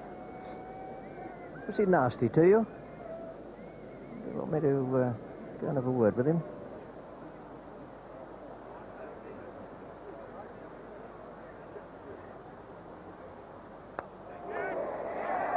The first time that Graham Hick tried to hit on the onside, didn't quite connect properly, and David Boone, a nice catch, low down at mid-wicket. It's good bowling because he's forced Graham Hick to hit on the onside. His natural side is to hit offside, straight, very good straight player. Forced him to across the line, which is not his natural way of playing. And by doing that, didn't quite middle it, hit it well, but just off the deck and straight there to Boone at mid-wicket. So give the ball a bit of credit there. Now it's 157 for 2. A very good position still for England. The new batsman coming out, Matthew Maynard.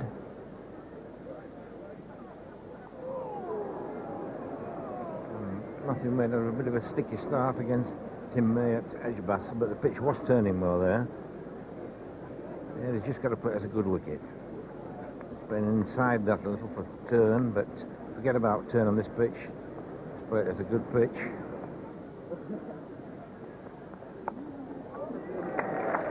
Keeps banging them in short, and really they've got to be perfectly directed, otherwise that's the result.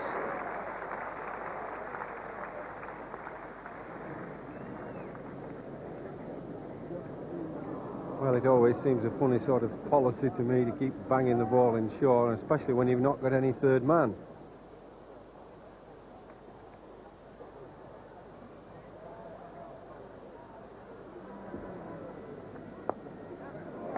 He's away. That's perfectly placed.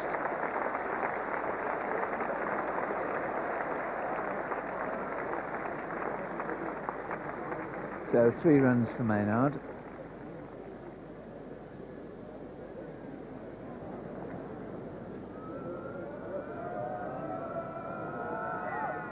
Oh, hit him more than the stop was made, but a spectacular bit of cricket.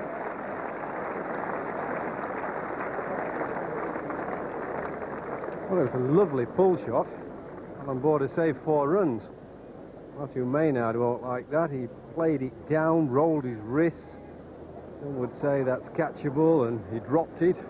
I would think they're being a bit cruel, a bit mean, but stopped Matthew Maynard getting 4 runs.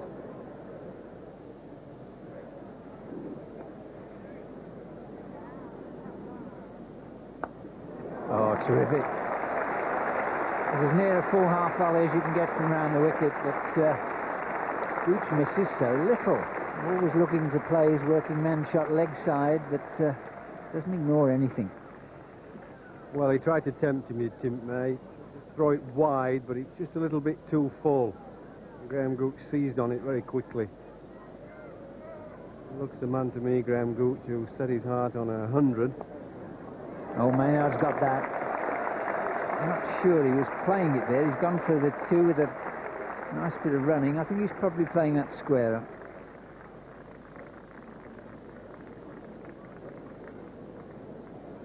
.49 runs now scored since tea.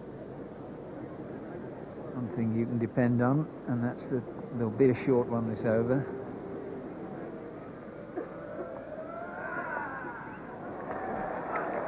Won't get that.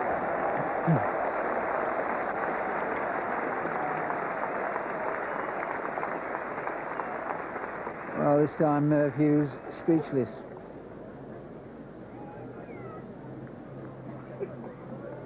There it is, and there it goes. Oh, got him. Well, almost a sucker dismissal.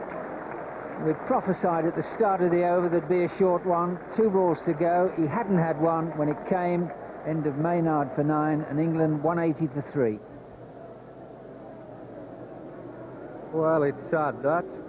Young man's got plenty of talent. He's in good form, but almost irresistible. It's been almost a shot of ball. He tried to roll the wrists and get it down, but he just got it down straight at the man behind square. I sadly just felt that he was itching to get on with it a bit too much. A little bit of impatience there. Sometimes good form, you're in runs with your county, can be your Achilles heel. Nasser Hussain, the new batsman.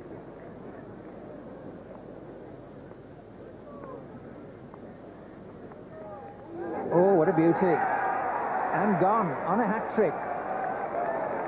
180 for 4, and Nasser Hussain, first ball. And again, Hughes doing what he's done so often during this series.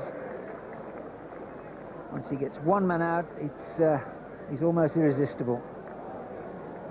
Well, that was wonderful Test match cricket. Very sad for Nasser Hussain, but I've got to say that was a terrific...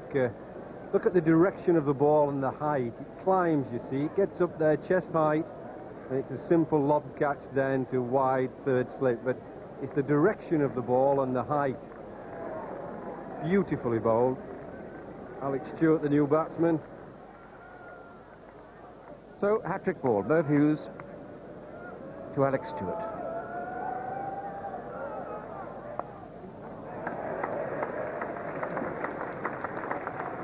You can't get a more solid bat than that.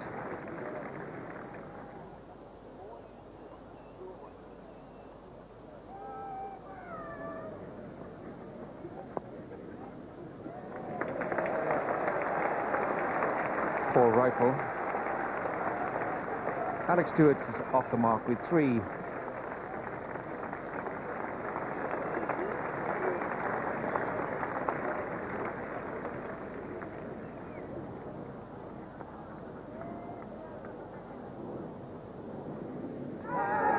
That's it. Graham Gooch has gone.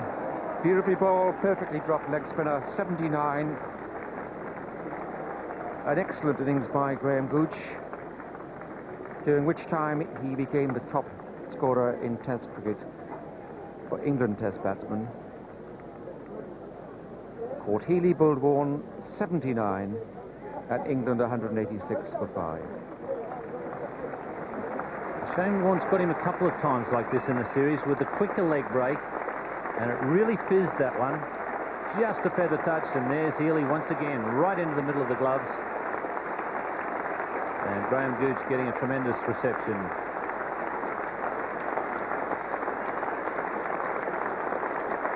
Well, is that Graham Gooch's last Test match at innings for England?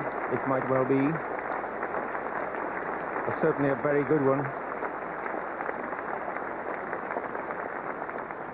And a lot of pressure on these younger players in the England side, the less experienced players, Maynard, Hussain and Ram Prakash.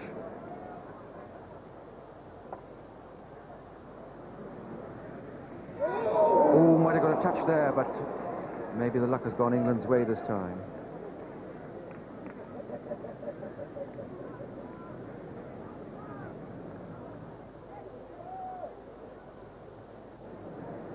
Well, it looked as if it might have carried there.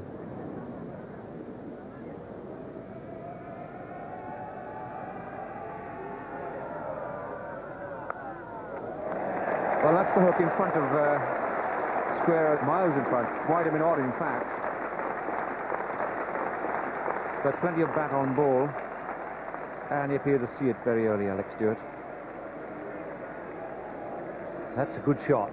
Taking it from off stump and hitting it way in front of the square. The pull shot hit beautifully there by Alex Stewart.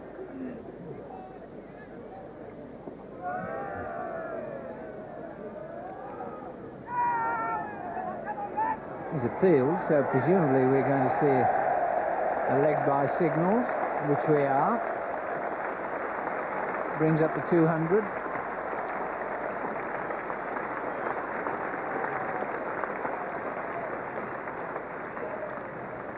Well, not even near, I wouldn't say.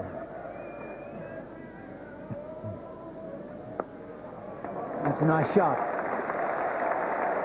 That was as confident a piece of footwork as we've seen today.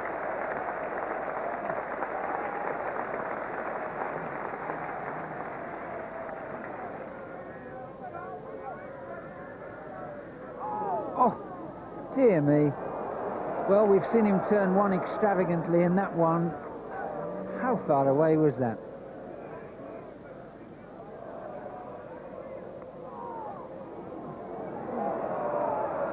Well, this has been a terrific over.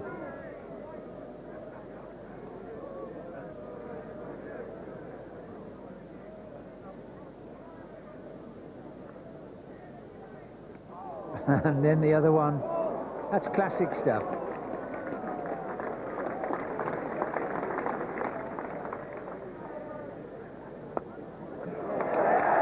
That was a full toss.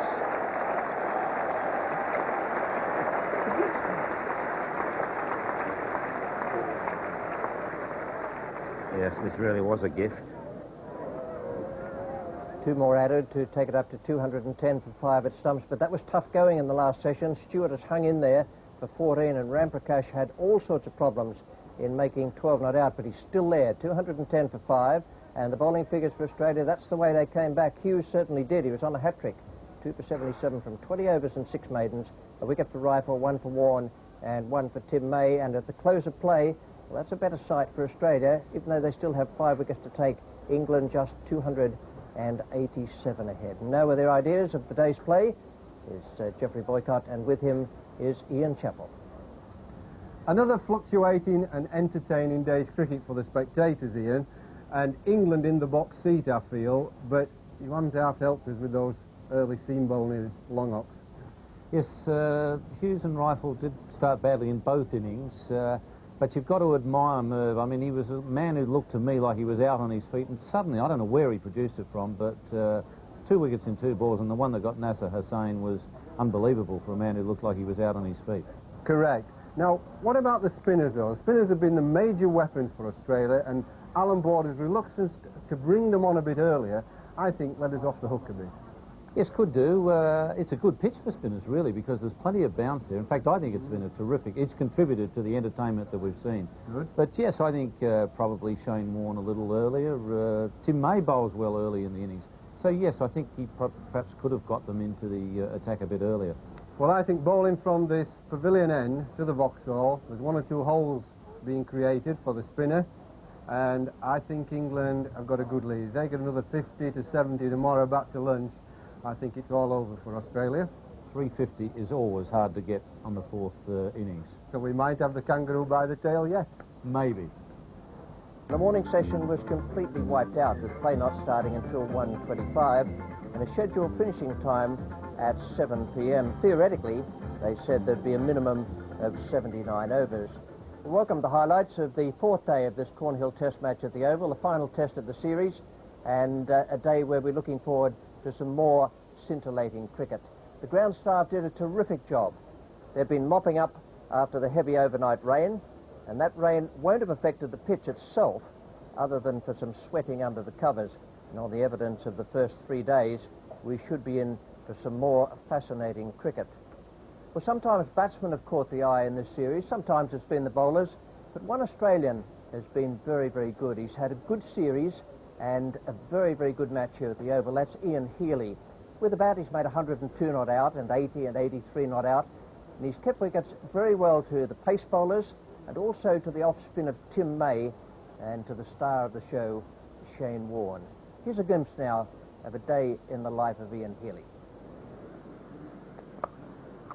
Cracking shot. That'll be 50 for Ian Healy.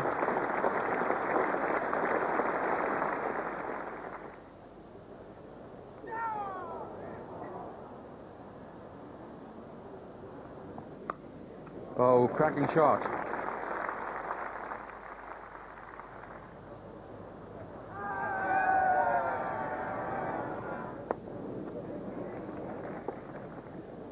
Oh, look at that one turn.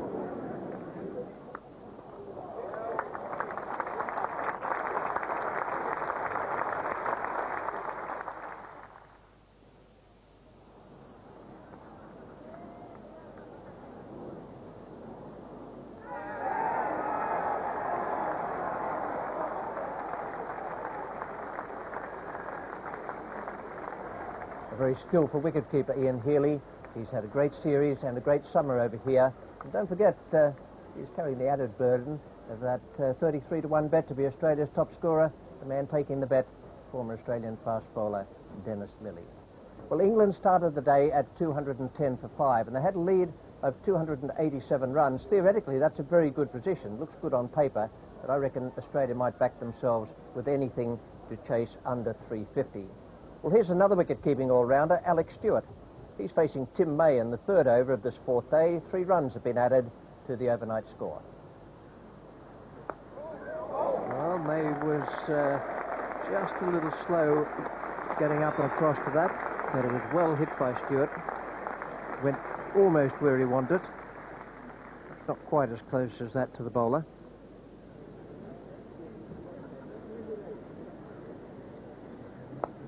Beautifully played. That's classic footwork from Alex Stewart. Didn't seem as though he was off down the pitch before the ball was let go by Shane Warne, but certainly he got there very quickly. Excellent footwork. No, he waited for the ball to be bowled before he moved.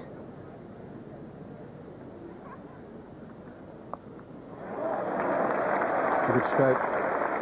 Good stroke before. Well, the drive played by Stewart wasn't from the loose ball, but that one was loose, short, and around about leg stump.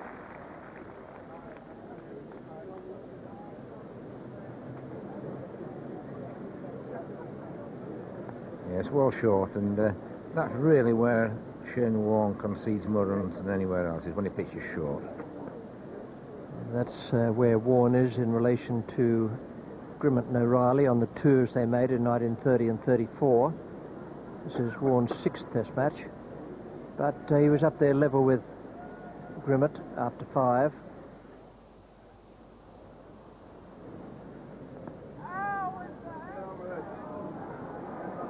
Not absolutely certain of the LBW law.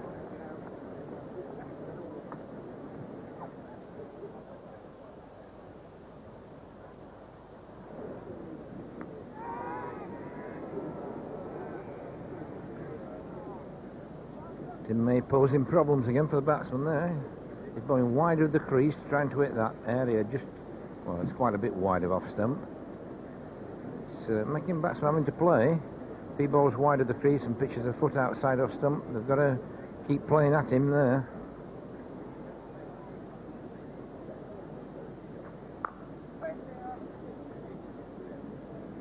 We almost had another sensational dismissal there. Would have been a very odd circumstance. Mark Waugh is the man in that silly point. Just keep your eye on this. The ball has flown off the pad and then it hits the back of the bat. And then Ram Prakash starts to knock it away. I think the answer to that was that Waugh was slightly off balance and he wasn't going to get it anyway. He wouldn't miss it by much. But if Ram Prakash had knocked it away, that would have been a poser for the umpires.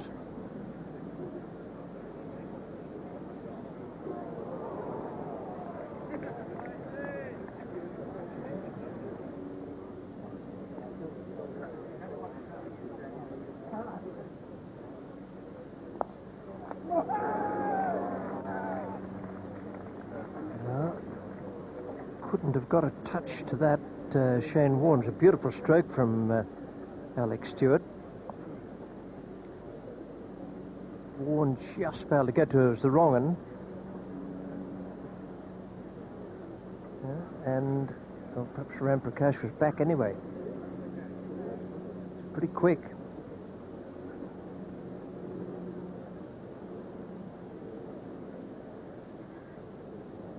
He just missed it, and Ram Prakash got his bat back fractionally before the ball hit the stumps anyway.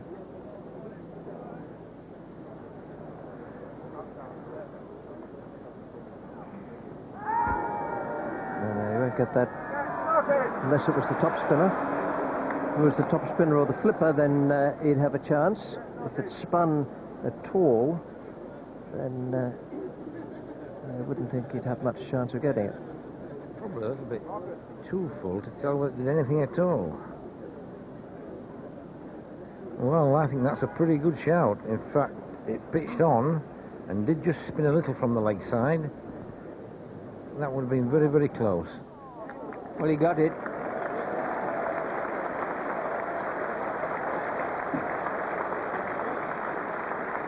Just the finest of contacts with the bat. It was a nice shot, this, from Mark Ram Prakash. Little paddle sweep. He didn't try to hit it too hard. Just help it around. Any kind of bat on it, and he knows its runs. 50 partnership.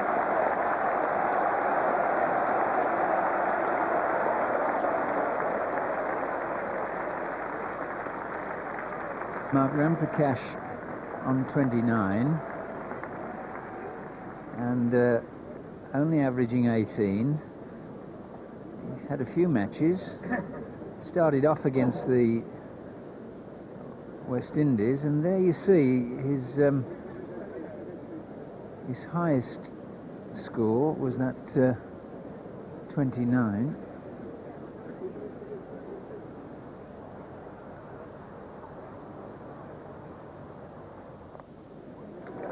He's done it now.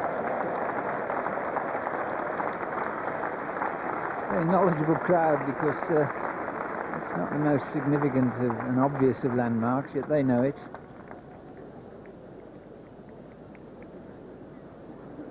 Well, it's a big day for Mark, because if he has a pretty good innings here, he could book himself a tour to the West Indies.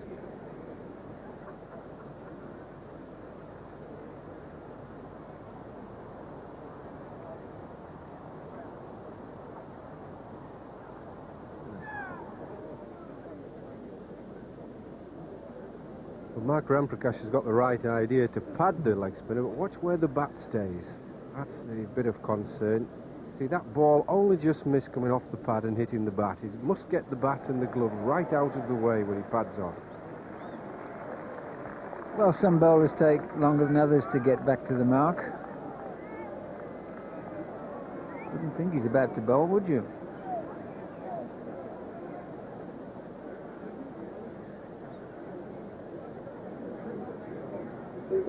Now to business. Suddenly helmets everywhere.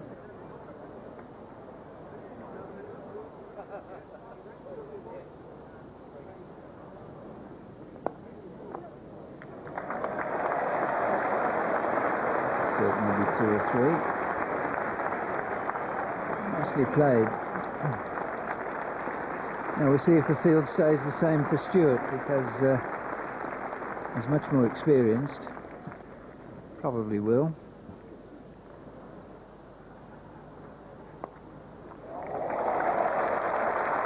It was nicely timed and kept down. Made it.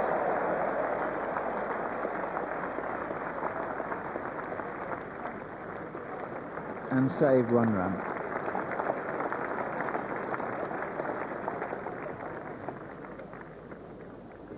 Well, there was no shortage of commitment here.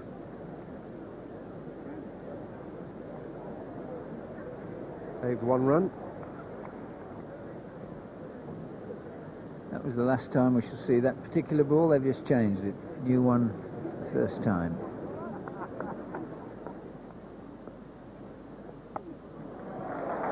Super shot. Now, Ian Chappell was making the point about pulls and hooks, that if you can get the front leg out of the way, it gives you leverage and room, and a lot of batsmen tend to pull across the body. Just look at Stewart pivot here.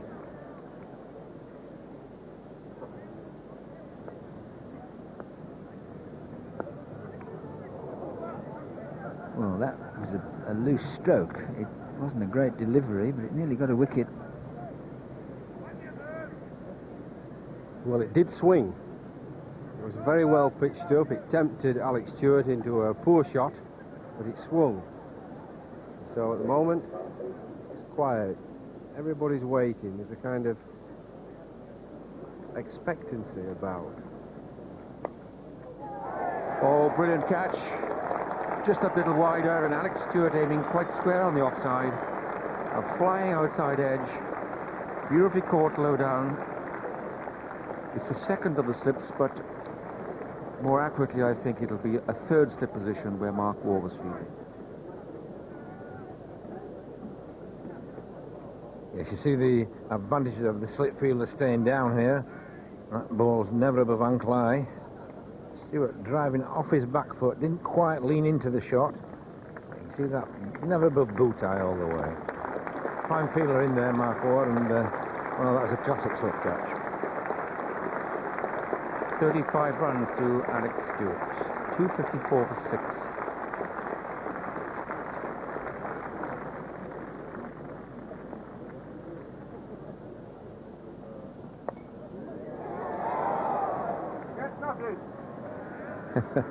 Good combination.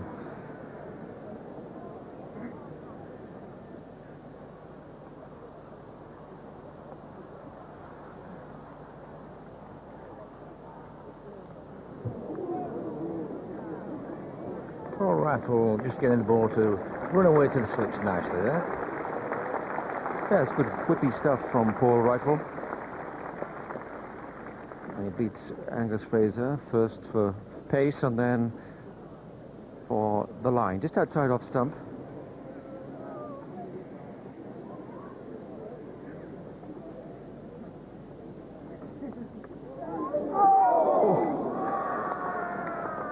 well did it carry. It might well have carried to Mark Waugh. Well, it's certainly been a good catch. Short of a length, and Ramprakash trying to steer it down. Couldn't quite get on top of it. It got quite high, chest high.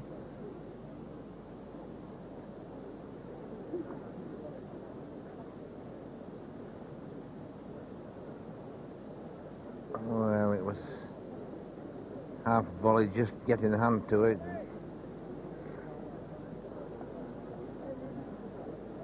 Very, very tight.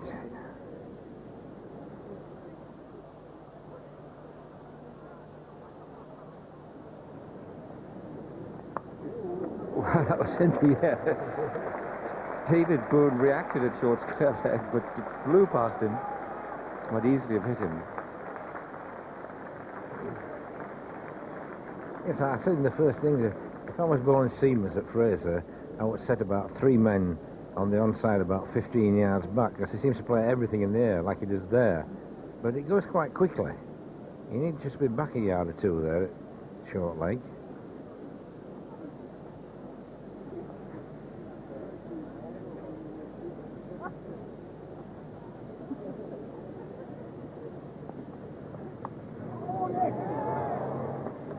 Well, Mark Waugh's having a busy time there at slip at both ends, and now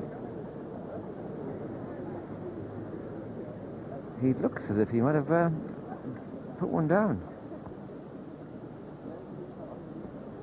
I think it's one of those, you know, you just come forward a bit again and trying to get the hands underneath it.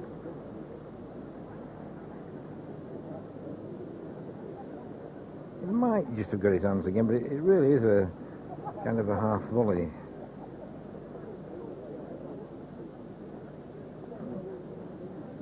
It's a drop, I think. Oh, dear. No luck out there for Paul Rifle at all. Just getting the ball to run away from Gus Fraser. One more time. Yeah, that's the area that drags the tail end batsman into the shot. 6 inches outside of stump, good length.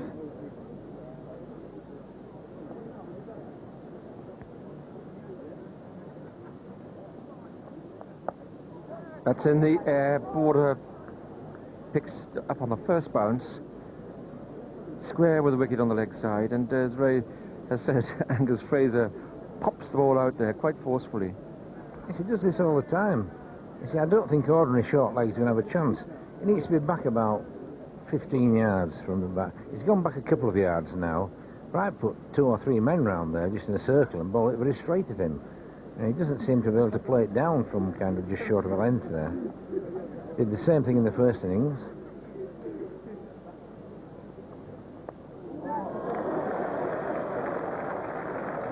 Chinese cut. Aimed a bit off, went to fine leg.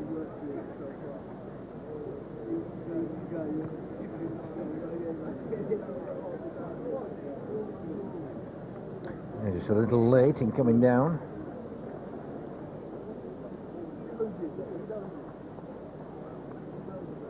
Plays that well, Mark Ramprakash. He gets onto the back foot first of all, in any case, and then just weighs down that platform, and he's ducked under everything so far. Yes, and there's quite a bit of pressure on Mark Ramprakash. He failed in the first innings, and he's been brought in because of the injury to Thorpe. He knows a chance of going on tour is in the selectors' minds, but he also knows he's got to make a score this innings. It's his last chance to impress. He's got to 36 at the moment.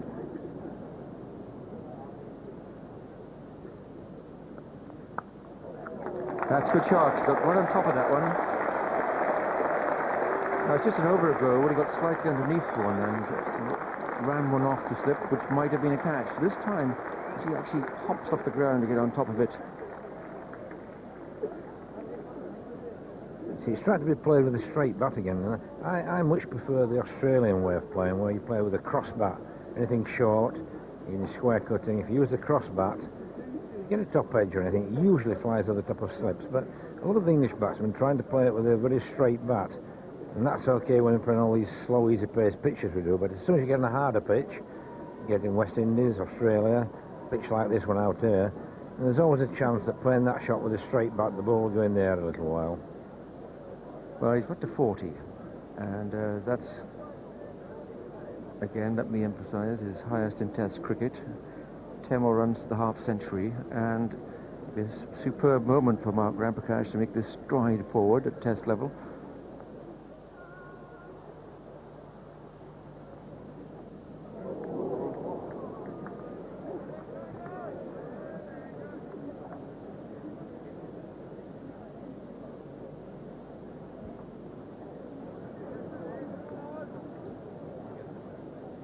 .343 now as Shane Warne comes on.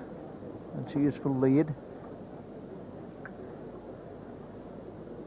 We're talking in terms of 350, and the Australians would give themselves a chance. Well, there were still 4 wickets to go. Time is drifting away.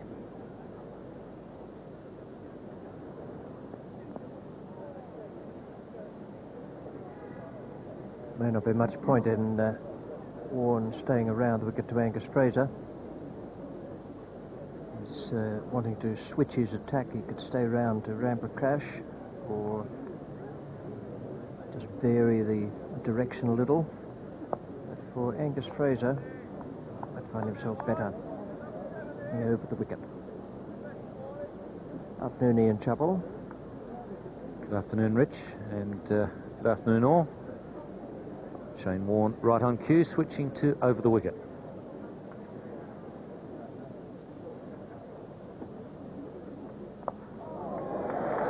They are retired captains. On the end of the over, 271 for 6 now. It was a useful stroke. He's picked it up so cleanly. Just consider that you'd feel worse if you're actually out on the field and you just suggested it to Shane Warne, Rich. David Boone wouldn't have been too pleased either.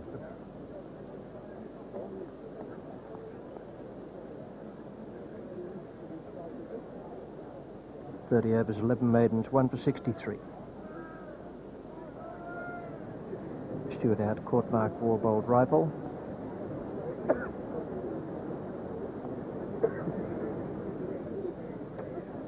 Very interesting match for Michael Atherton, and he's got another interesting day coming up tomorrow. Forecast is much the same as today. Been talking about patchy light rain and possibility of drizzle today, but we've escaped it here since the heavy overnight rain. 349 the lead now.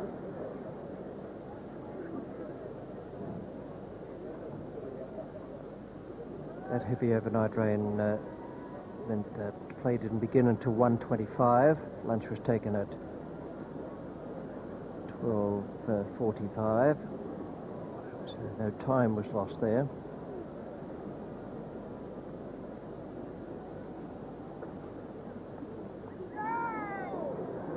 It's one of the extraordinary things about Warne. He can pick up wickets like that, and it's all done quite deliberately. The actual dismissal might have been accidental if it had come pad to hand and onto the stumps, but he does bowl it out there on the basis that anything like that can happen to him. Might even have gone through to Healy for a catch.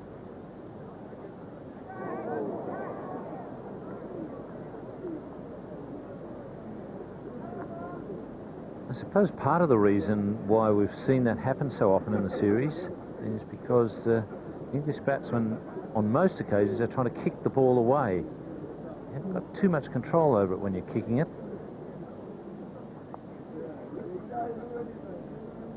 I always think it's a dangerous ploy to be kicking the ball. I always felt that the game was designed for the ball to be hit with the bat.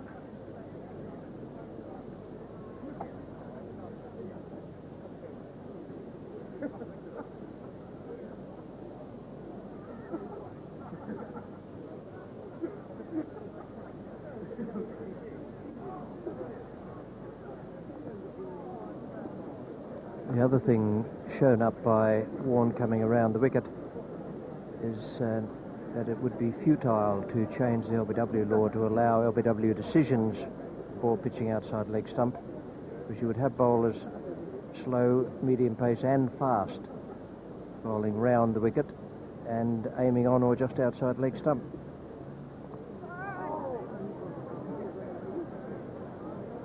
It's 272 for 6, 42 still to Ramprakash. Ramprakash persisting with the sweep shot. May have just got an underneath edge on that one, judging by the reaction of Healy and the bowler. No third man. To chase for Steve Waugh because the outfield's a bit slow down that area.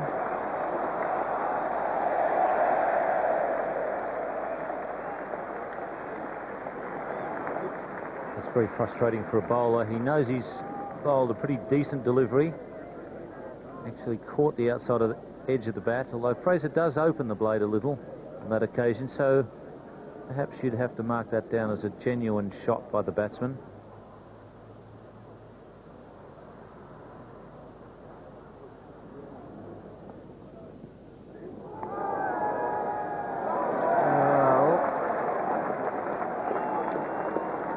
Fraser has gone, I won't say reluctantly, but just took him a moment or two to get those number 12s into action. And know that it was precisely off the fingers. Wood Healy bowled right off for 13, and it's 276 for 7. I think he was a bit stiff there in that the arm was fairly straight. Ball wasn't far away from the gloves, but I think it hit above the wrist. That's what bothered Fraser and why he looked down at his shirt a couple of times. Certainly wasn't a very convincing appeal from Ian Healy. He went up, but not with a great deal of conviction.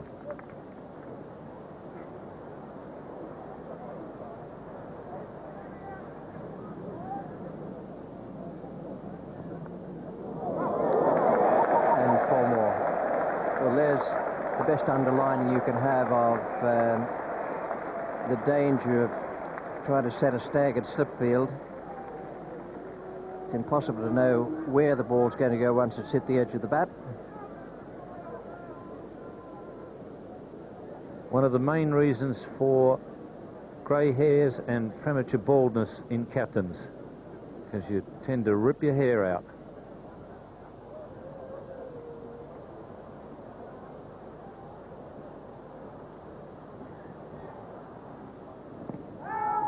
Oh, yes. That's a full toss. Full of all the fatal things to do. It was Warren's flipper, but it didn't matter because it was intercepted by the pad on the full. The LBW law actually makes provision for that. Well, I always talk about the way you practice. Now, I watched Steve Watkin practice today. That one crunches into his front pad about halfway up, and I reckon I saw him face 8 balls from a couple of young spinners in the nets, and he kicked 6 out of the 8. So he obviously got into form in the nets.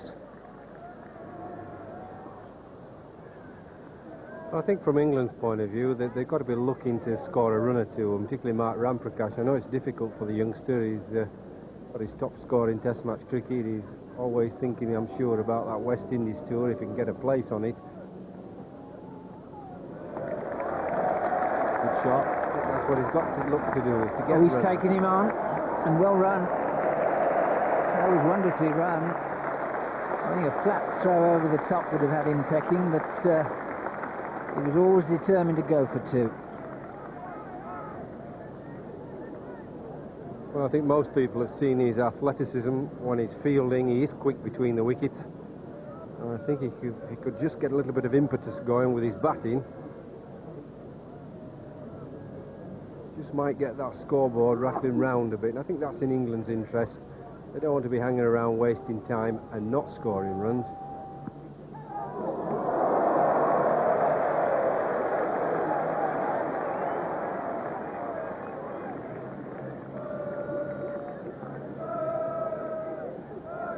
close was this then to short leg?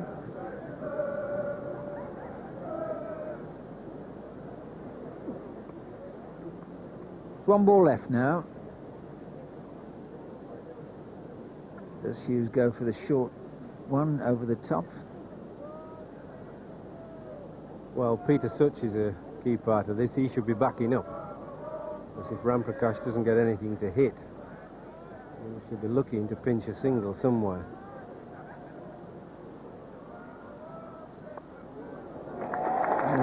Very nicely done. Very nicely done. That's 50.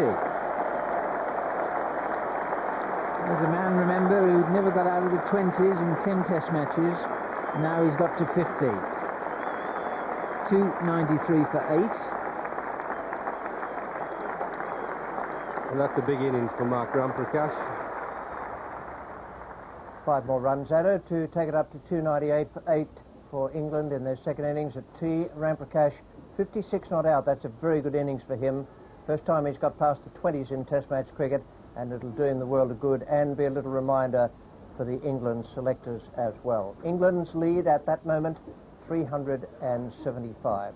We join it after tea now. No runs have been added, and Hughes is the bowler. Peter Such is taking strike. Good stroke. And they'll get 2 as well, which will allow Such to stay down the striker's end. 300 up, so that's a good performance from England after they suffered all those dramatic reverses yesterday.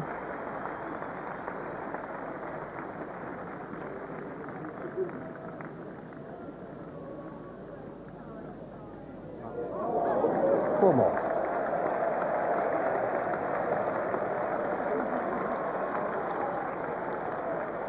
Merv's not a happy man. Quite right, really. The keeper was completely wrong-footed there. Ian Healy went to the leg side, and really it would have been his catch if he'd been in the right position. It was always wide of slip.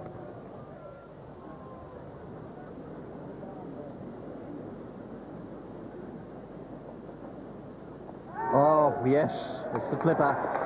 He's done it. Pitched that pretty well this match. Not all the time during the series, but that is just about the ideal flipper.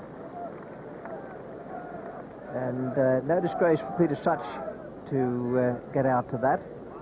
Others have done it and will do in future years, I suspect. I think that's about the 5th wicket at least that Shane Warne's got with the flipper throughout this series. And certainly I don't think you can grumble at that. Never really got forward. Hit him nearly on the half volley. Well up for him. And the flipper basically is a pretty straight delivery. Just goes through a little quicker. And that's what deceives the batsman.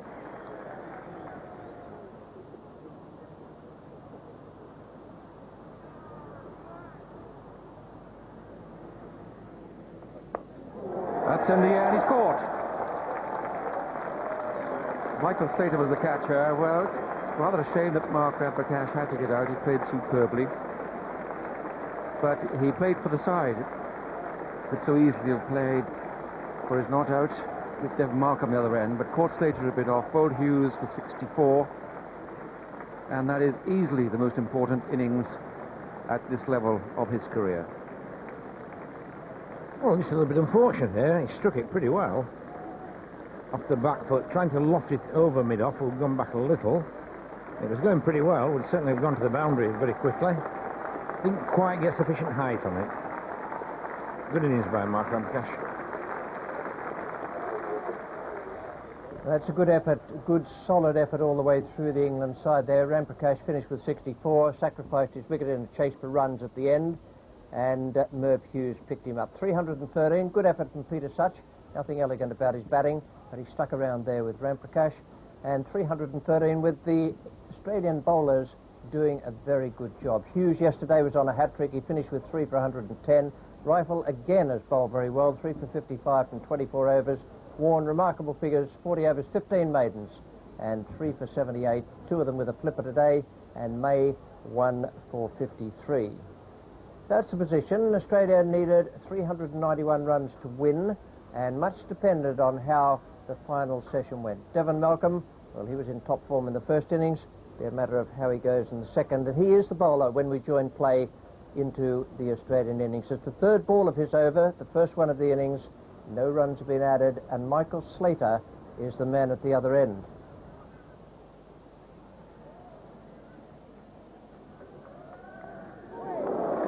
Well bowled indeed. Well played by Michael Slater. And it's really given the crowd here supporting England something to bite on. Well, Michael Slater throughout this series has been hooking. He was out hooking in the first innings, and I think he's suddenly realised that Devon Malcolm's a little bit quicker than anything else he's played against this summer. Look at that ball there.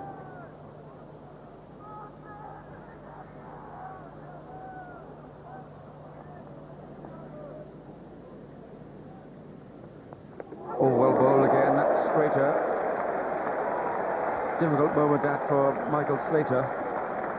Yeah, great cheers and applause around the ground here. Well, England supporters have had so little to cheer over the last few seasons, and see an Australian hopping about is good news.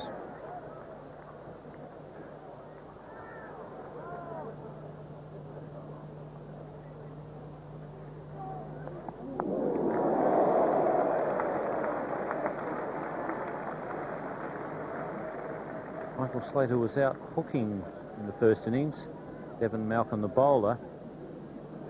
Don't think he's got hooking on his mind at the moment. He's got more survival on his mind.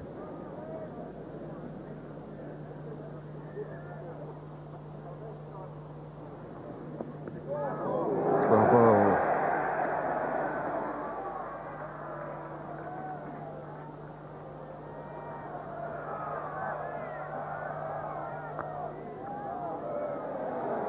Well played, good judge. Slater off the mark.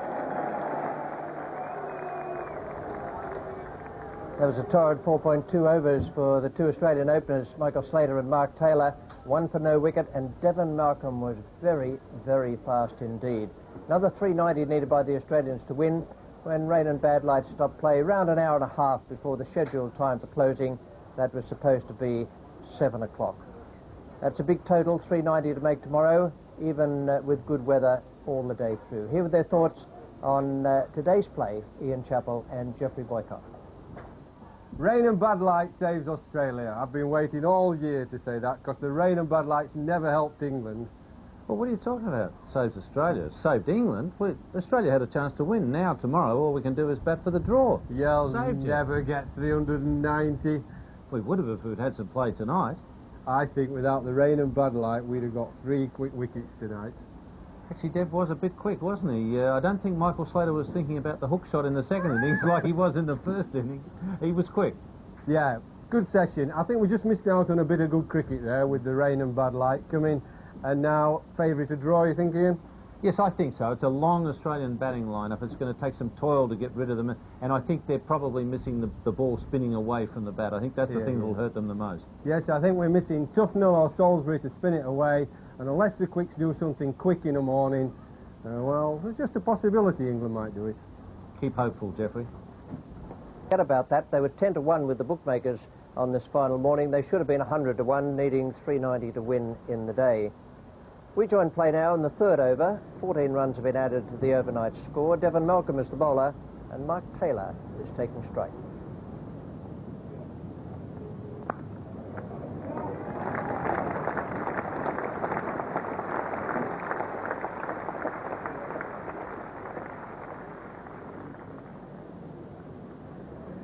Michael Slater started off extremely well, 58 and 27 at Old Trafford, and that wonderful 100 at Lord's.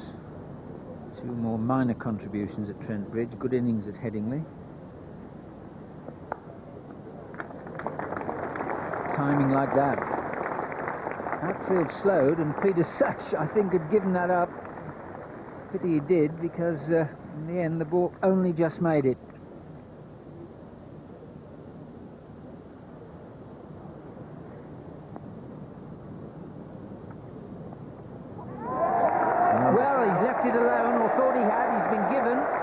Huge shout. Slater can't believe it, but that's a big strike. And Steve Watkins, the man, Slater just could not believe that. made every indication that he'd left the ball alone, certainly intended to, but he's gone, and Australia now 23 for 1. Michael Slater there is, well, just didn't even consider the appeal. It was short of a length, bounced a little, followed him a bit, came back at him, tried to leave it.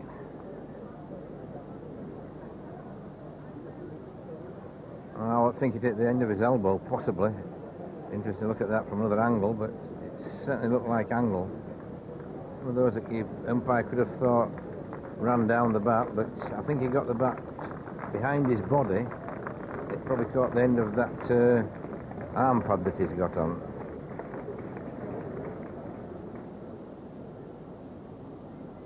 All you can say is it's the sort of delivery we've seen bowled from this pavilion in several times in the match. Fraser got a couple of wickets with it, so did Paul Rifle. And that's out! Garnick, first ball. My word, what a start. Watkin on a hat-trick. Padding up, no shot. Boone looks. Umpire Mayer says you've got to go. And suddenly 23 for 2. Well, David Boone had such a marvellous first 3 or 4 test matches, and some of the things have gone wrong the last 3 innings. I don't think he looked particularly happy there either.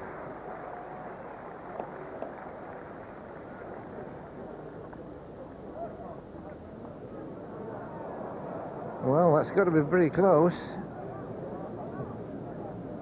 We've got to look for height as well. Well, it's hit below the knee, and it still caught him before he got the foot finishly planted down. He was still fractionally moving when that hit him. Remember, he got across as well as forward, so he wasn't all that far in front of the crease. Whatever, 23 for 2.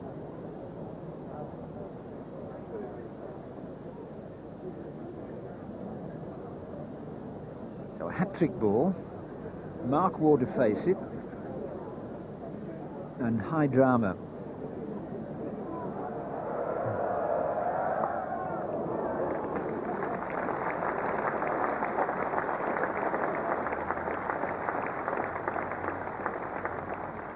Well, one spell or one match doesn't necessarily settle much, but I think Steve Watkin can start planning for his senior tour to the West Indies.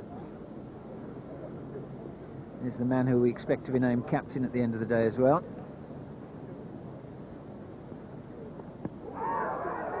He won't get that one because he played a shot.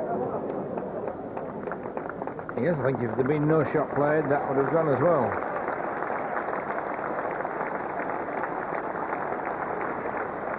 Great figures there for Steve Watkin. 2 for 8 on 4 overs bowl. That's just the start that captain wanted from him.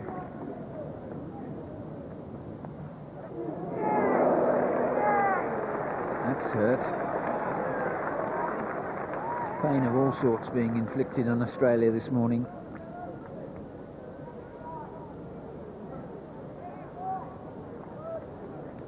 Yes, that's the line that I said Devon Mount could bowl if he went round the wicket. It's difficult to bowl the line to tuck the left-hander up.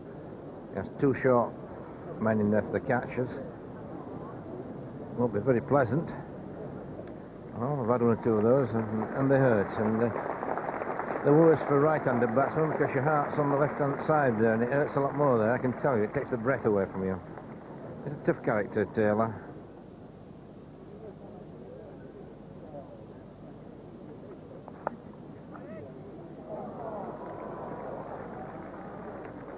Well, that's unusual.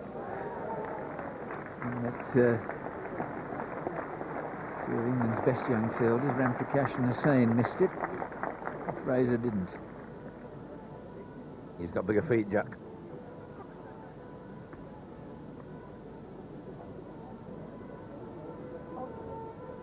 Yes, the 2 young men let it go between them, but Fraser's trusty size 13 did the rest down at third man. Oh, done him! 3 for him. Well, 30 for 3. And all 3 to Steve Watkin. Taylor now gone to 8.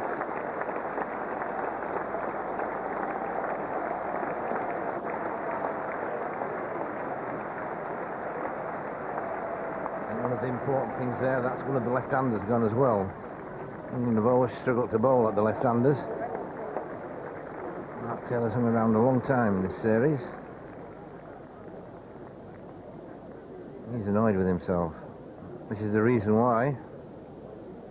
Pitched about off the middle, a little inside edge, as it was going back into the left-hander. Just got the inside edge onto the stumps.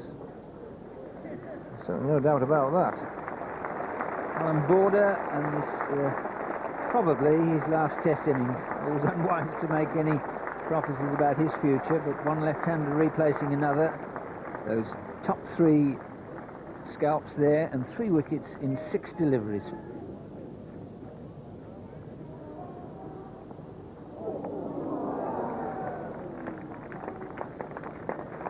Well, Mark was looking at one of those shots then, but it's a bit quicker.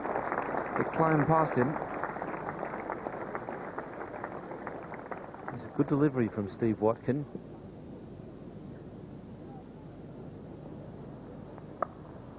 Super shot.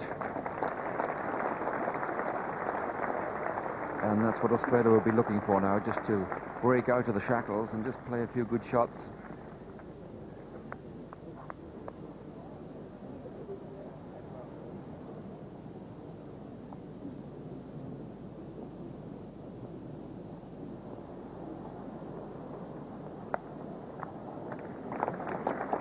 In front of the square cover this time, and that was a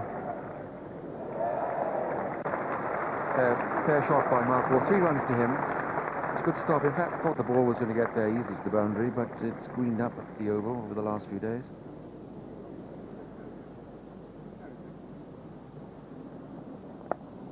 Beautiful stroke. Perfect selection of what to play at and what to leave alone so far from Alan Border. So he moves on to 6, Mark Waugh's 11, 43 for 3.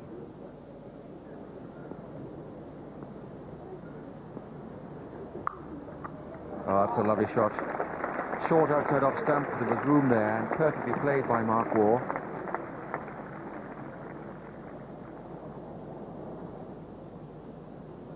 He played both his innings at Edgbaston when Australia were in trouble, and he very quickly changed the game there, both occasions, by good footwork that got him quickly into position. He just has a stroke range that is so wide, it's very difficult to stop him.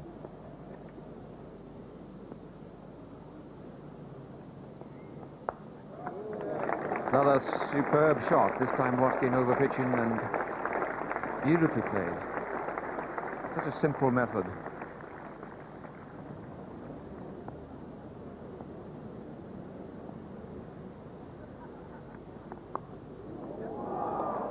Wasn't all that far away from Graham Gooch.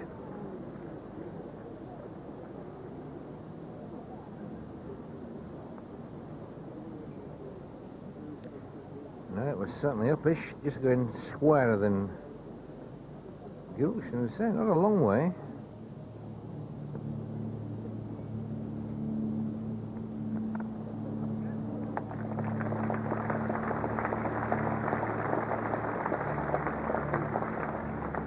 Wide outside off stump is not going to trouble Mark Waugh.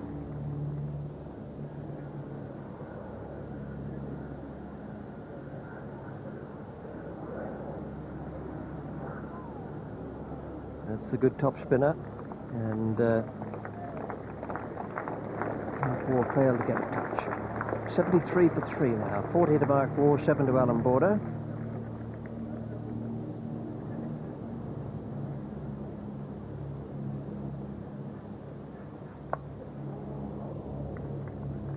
Border looking to play that at least through extra cover, so it was some 45 degrees off the mark. It's flighted, right in the rough. It tempts Alan Border to drive off the front foot. That's where you want him driving, through the colours, look. And it slips off the edge. He really didn't mean it to go there. That could have gone straight at slip.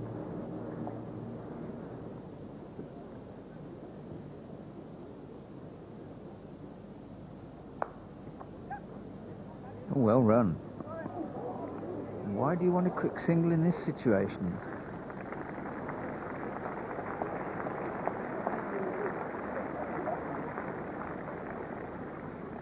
Well, this was an extraordinary tight run in the situation Australia are.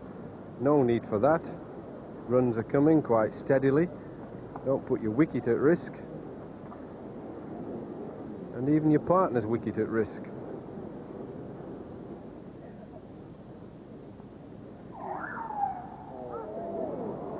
There again, that's the area. Draws him into a shot that he really didn't want to be committed to.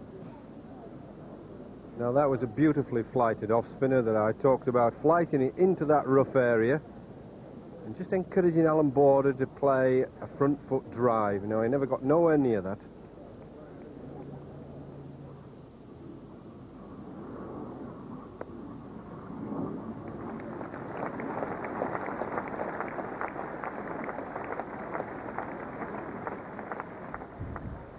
Nice innings from Mark Waugh there, carrying on from where he left off at Edgbaston. 47, and Border has been all battling grit for his 17. The 3 reverses early on to Steve Watkin. Great performance from him to his chances of 2 in the Caribbean, no harm at all. 91 for 3 at lunch, and the bowling figures for England. Malcolm Nunn for 27 was very fast again this morning.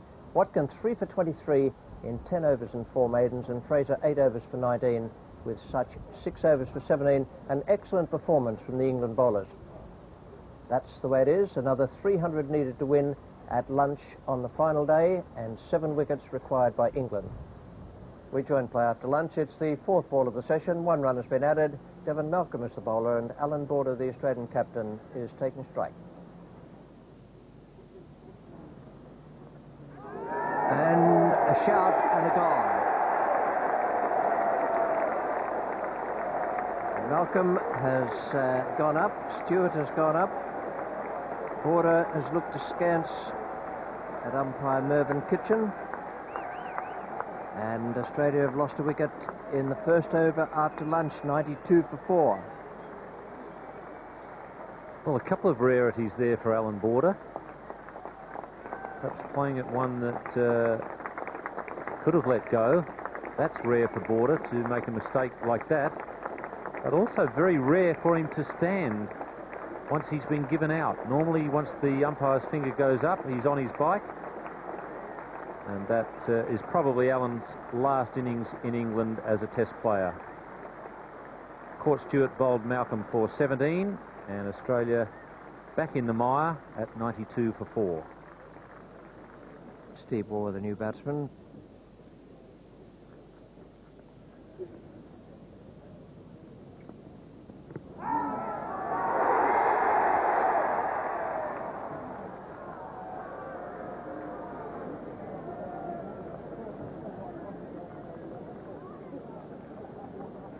Very good effort by Nasser Hussain if he got to this one on the full.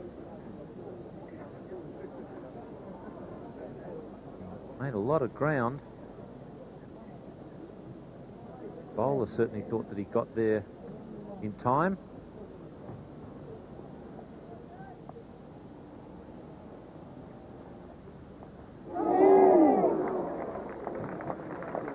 Threw him for pace.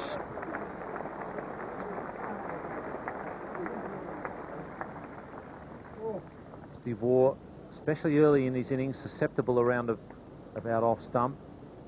Alex Stewart there diving around the place. He's had a very good game with the gloves. It's in the air, and it's out. Yes, well bowled by Malcolm. He gave Mark Waugh that one and tested him with the bouncer. And Ram Prakash is the man positioned precisely for that. 2 men behind square leg. Sometimes the traps don't work, sometimes they do, and that was a case of one working with perfection. 1 short of a half century for Mark Waugh. Well, that's the second Australian batsman in a row walking off, shaking his head. Alan Border was walking off, shaking his head. Not so much at the shot that he played as the decision, but on this occasion, it's Mark Waugh trying to fathom out how he made a mistake, and I think his problem was that he was trying to get it behind square. Once once again, that's the sort of shot, particularly when you've got two men back, where you're better off to try and hit it in front of square. And I'm passing those comments from painful experience.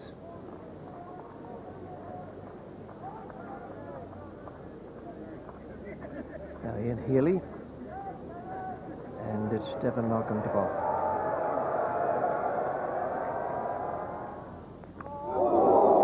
Get 4 for that. There's a no ball.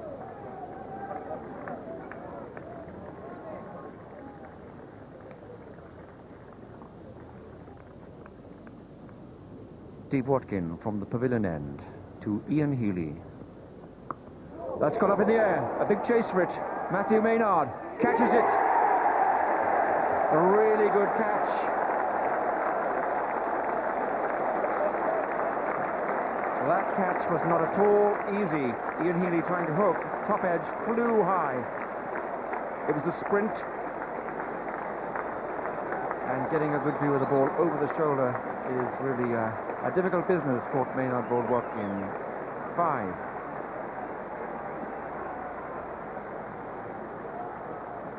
Now this is a brilliant catch. Matthew Maynard's absolutely flat out when he's running here. And when you're going that way, and it's coming over your head, really has to make some ground there. And that's beautifully taken.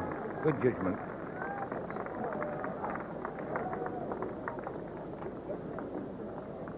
So Maynard turns now and runs back. Alex Stewart sets off first, but of course Maynard is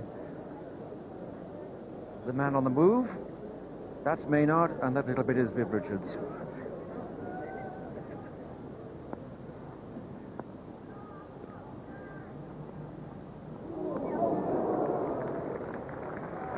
Well, that's a good line, and it's going to be tough out there for Merv Hughes.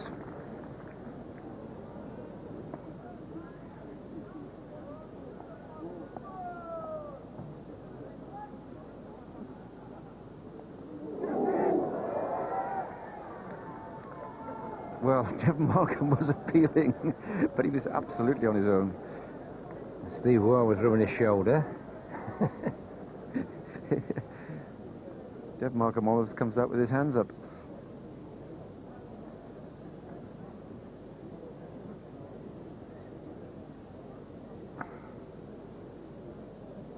I think right on the 4x mark. Good shot. Watkin trying to get one right up in the block hole there.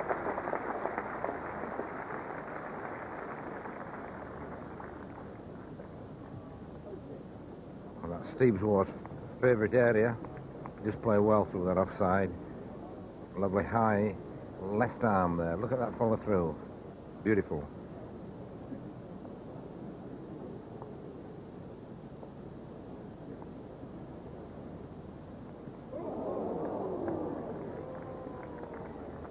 Well, that's what Peter Such wants to achieve. Get Merv Hughes to play positive strokes at him.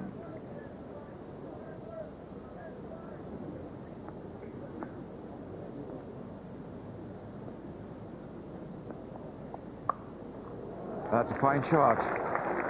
Just a little bit of width, not quite the length, and Steve Waugh launches into that one. It's caught him. No, he hasn't. But my eyes are deceiving me. It must have swung in late. This hit the pad. Yes, it did. It looked like the bat from fair, but it just went in late, hit the pad.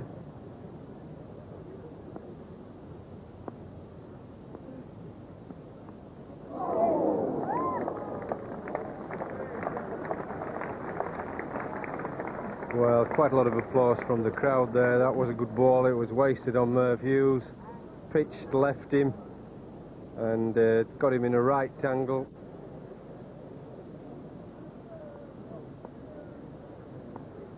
Graham Hick now to Hughes. Oh, claimed him. Umpire Kitchen says no.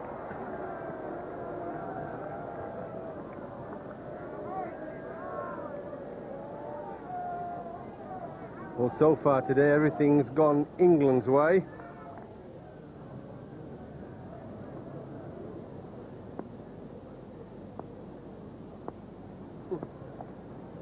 Oh, it's well bowled.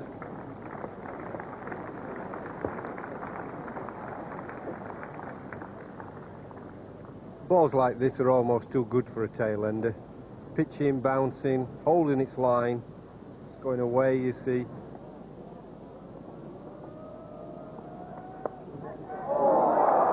I reckon he got a touch to that. The skipper, Michael Atherton, Hughes is going to get 2 for it. Just about brushed his fingers, I reckon. He's gone across there when Fraser moved to round the wicket.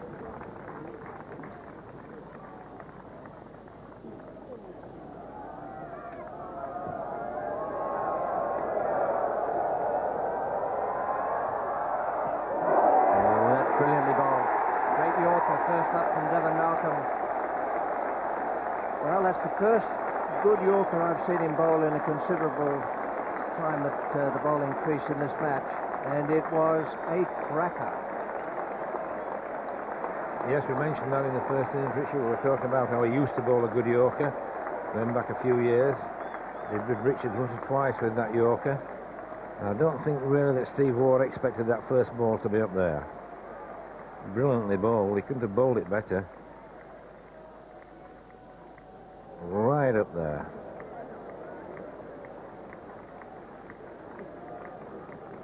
You see, Steve Waugh's on his way back. I think he quite expected to be short of the length. That's a tremendous piece of bowling there by Devon Malcolm. Paul Rifle's the man coming out now to join Merv Hughes.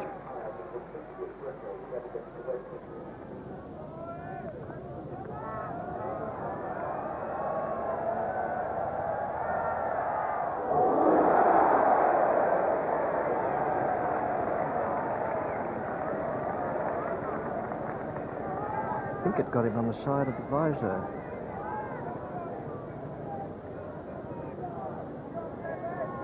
And he doesn't look to be in very good shape. It's going to hurt getting the helmet on, you can be sure of that. But it actually, I think it got him half on the head and half on the helmet. But it's in a very nasty spot there. They even have got him just below the line of the helmet.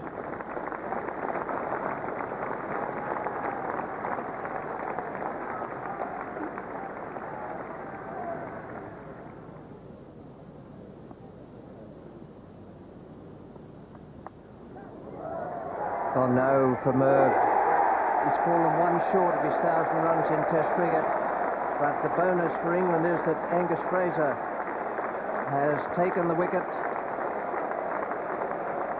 Hughes out for 12. He's 1 run away from becoming the 8th Australian ever to take 100 wickets and make 1,000 runs in Test match cricket. Wicket to Angus Fraser, and it's 143 for 8. Also, I think a wicket there to Mike Atherton. He brought that man in 10, 15 yards, then stopped him. He made a cross on the field where he wanted him. It went straight down his throat. So the bluff and double bluff worked for England there. But credit to the captain. He got the man in exactly at the right spot. Didn't have to move. Just thank you very much. Good captaincy. New batsman is Shane Warne.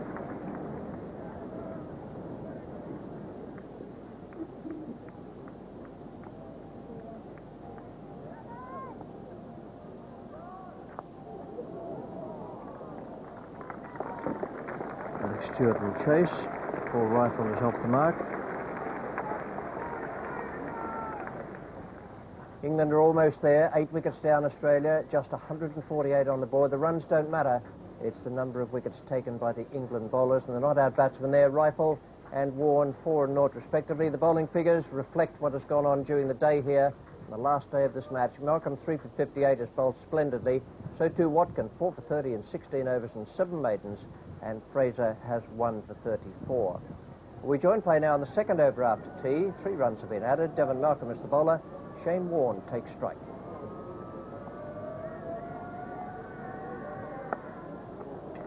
almost an uppercut.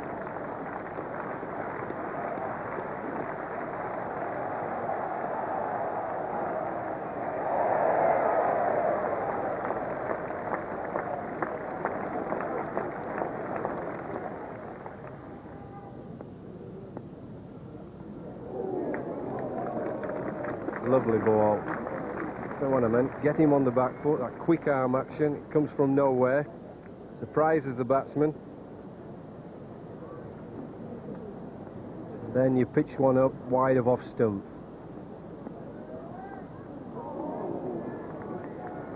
Jeffrey, you'd have made a great fast bowler. You think like one. I had to think how they were going to bowl at me often. They were usually trying to knock your block off half the time, and the other time just trying to get you out.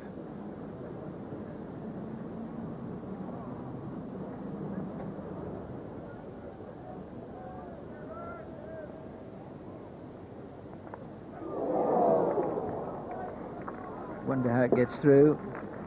Don't think it carried. Well, that's a real nasty teaser for slip. You don't want these going fast and falling just in front of you. You can break a finger.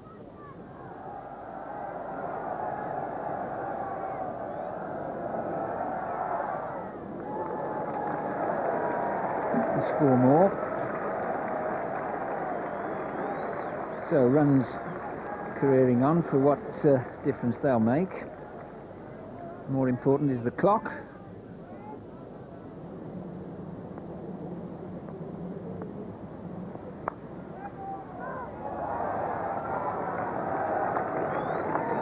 Keep going out of the middle.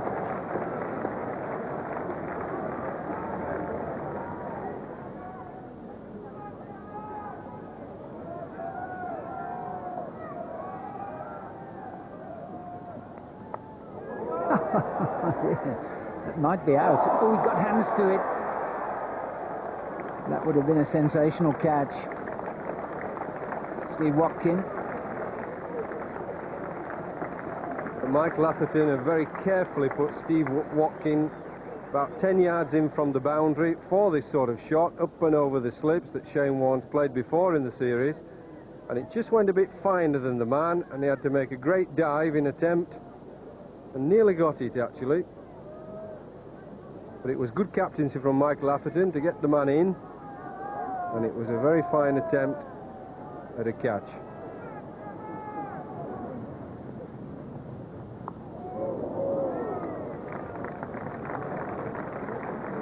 That's from that area just around off stump, which has caused problems all throughout the match.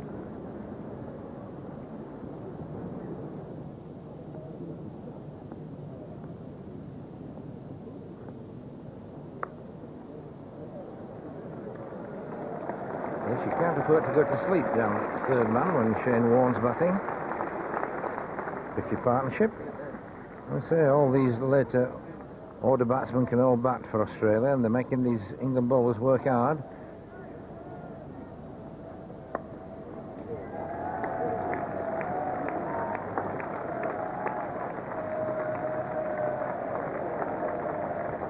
.200 up for Australia, 8 wickets down, and 15 minutes to go until the start of the last scheduled out.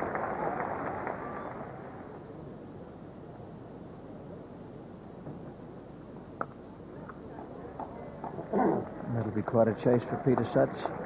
That one might just sneak to the rope. Runs are of no great consequence. His friends are not going to make the runs. Just a question of the 2 batsmen and Tim May being able to see it out, or whether England will get through.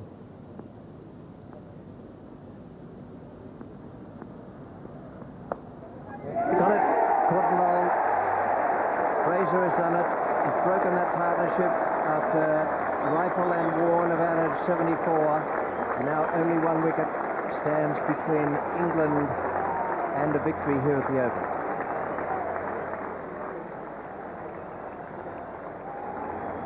That's the one that England wanted. They were just beginning to get a little bit anxious. Still not over yet. Tim May showing his first innings. He can hang around a while. So we've got to keep the concentration there, keep going.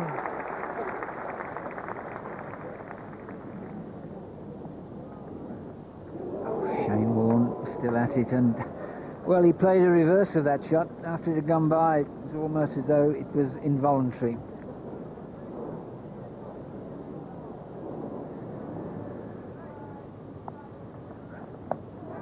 It might be out. Oh, dear me, just short.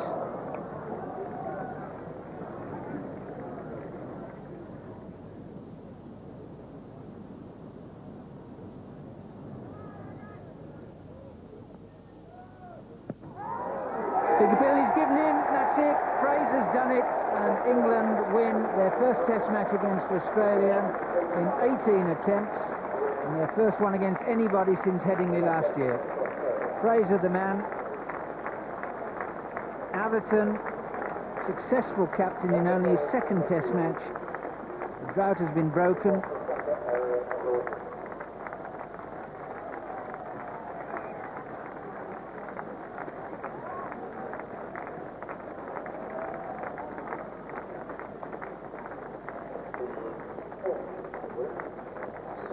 Michael Atherton.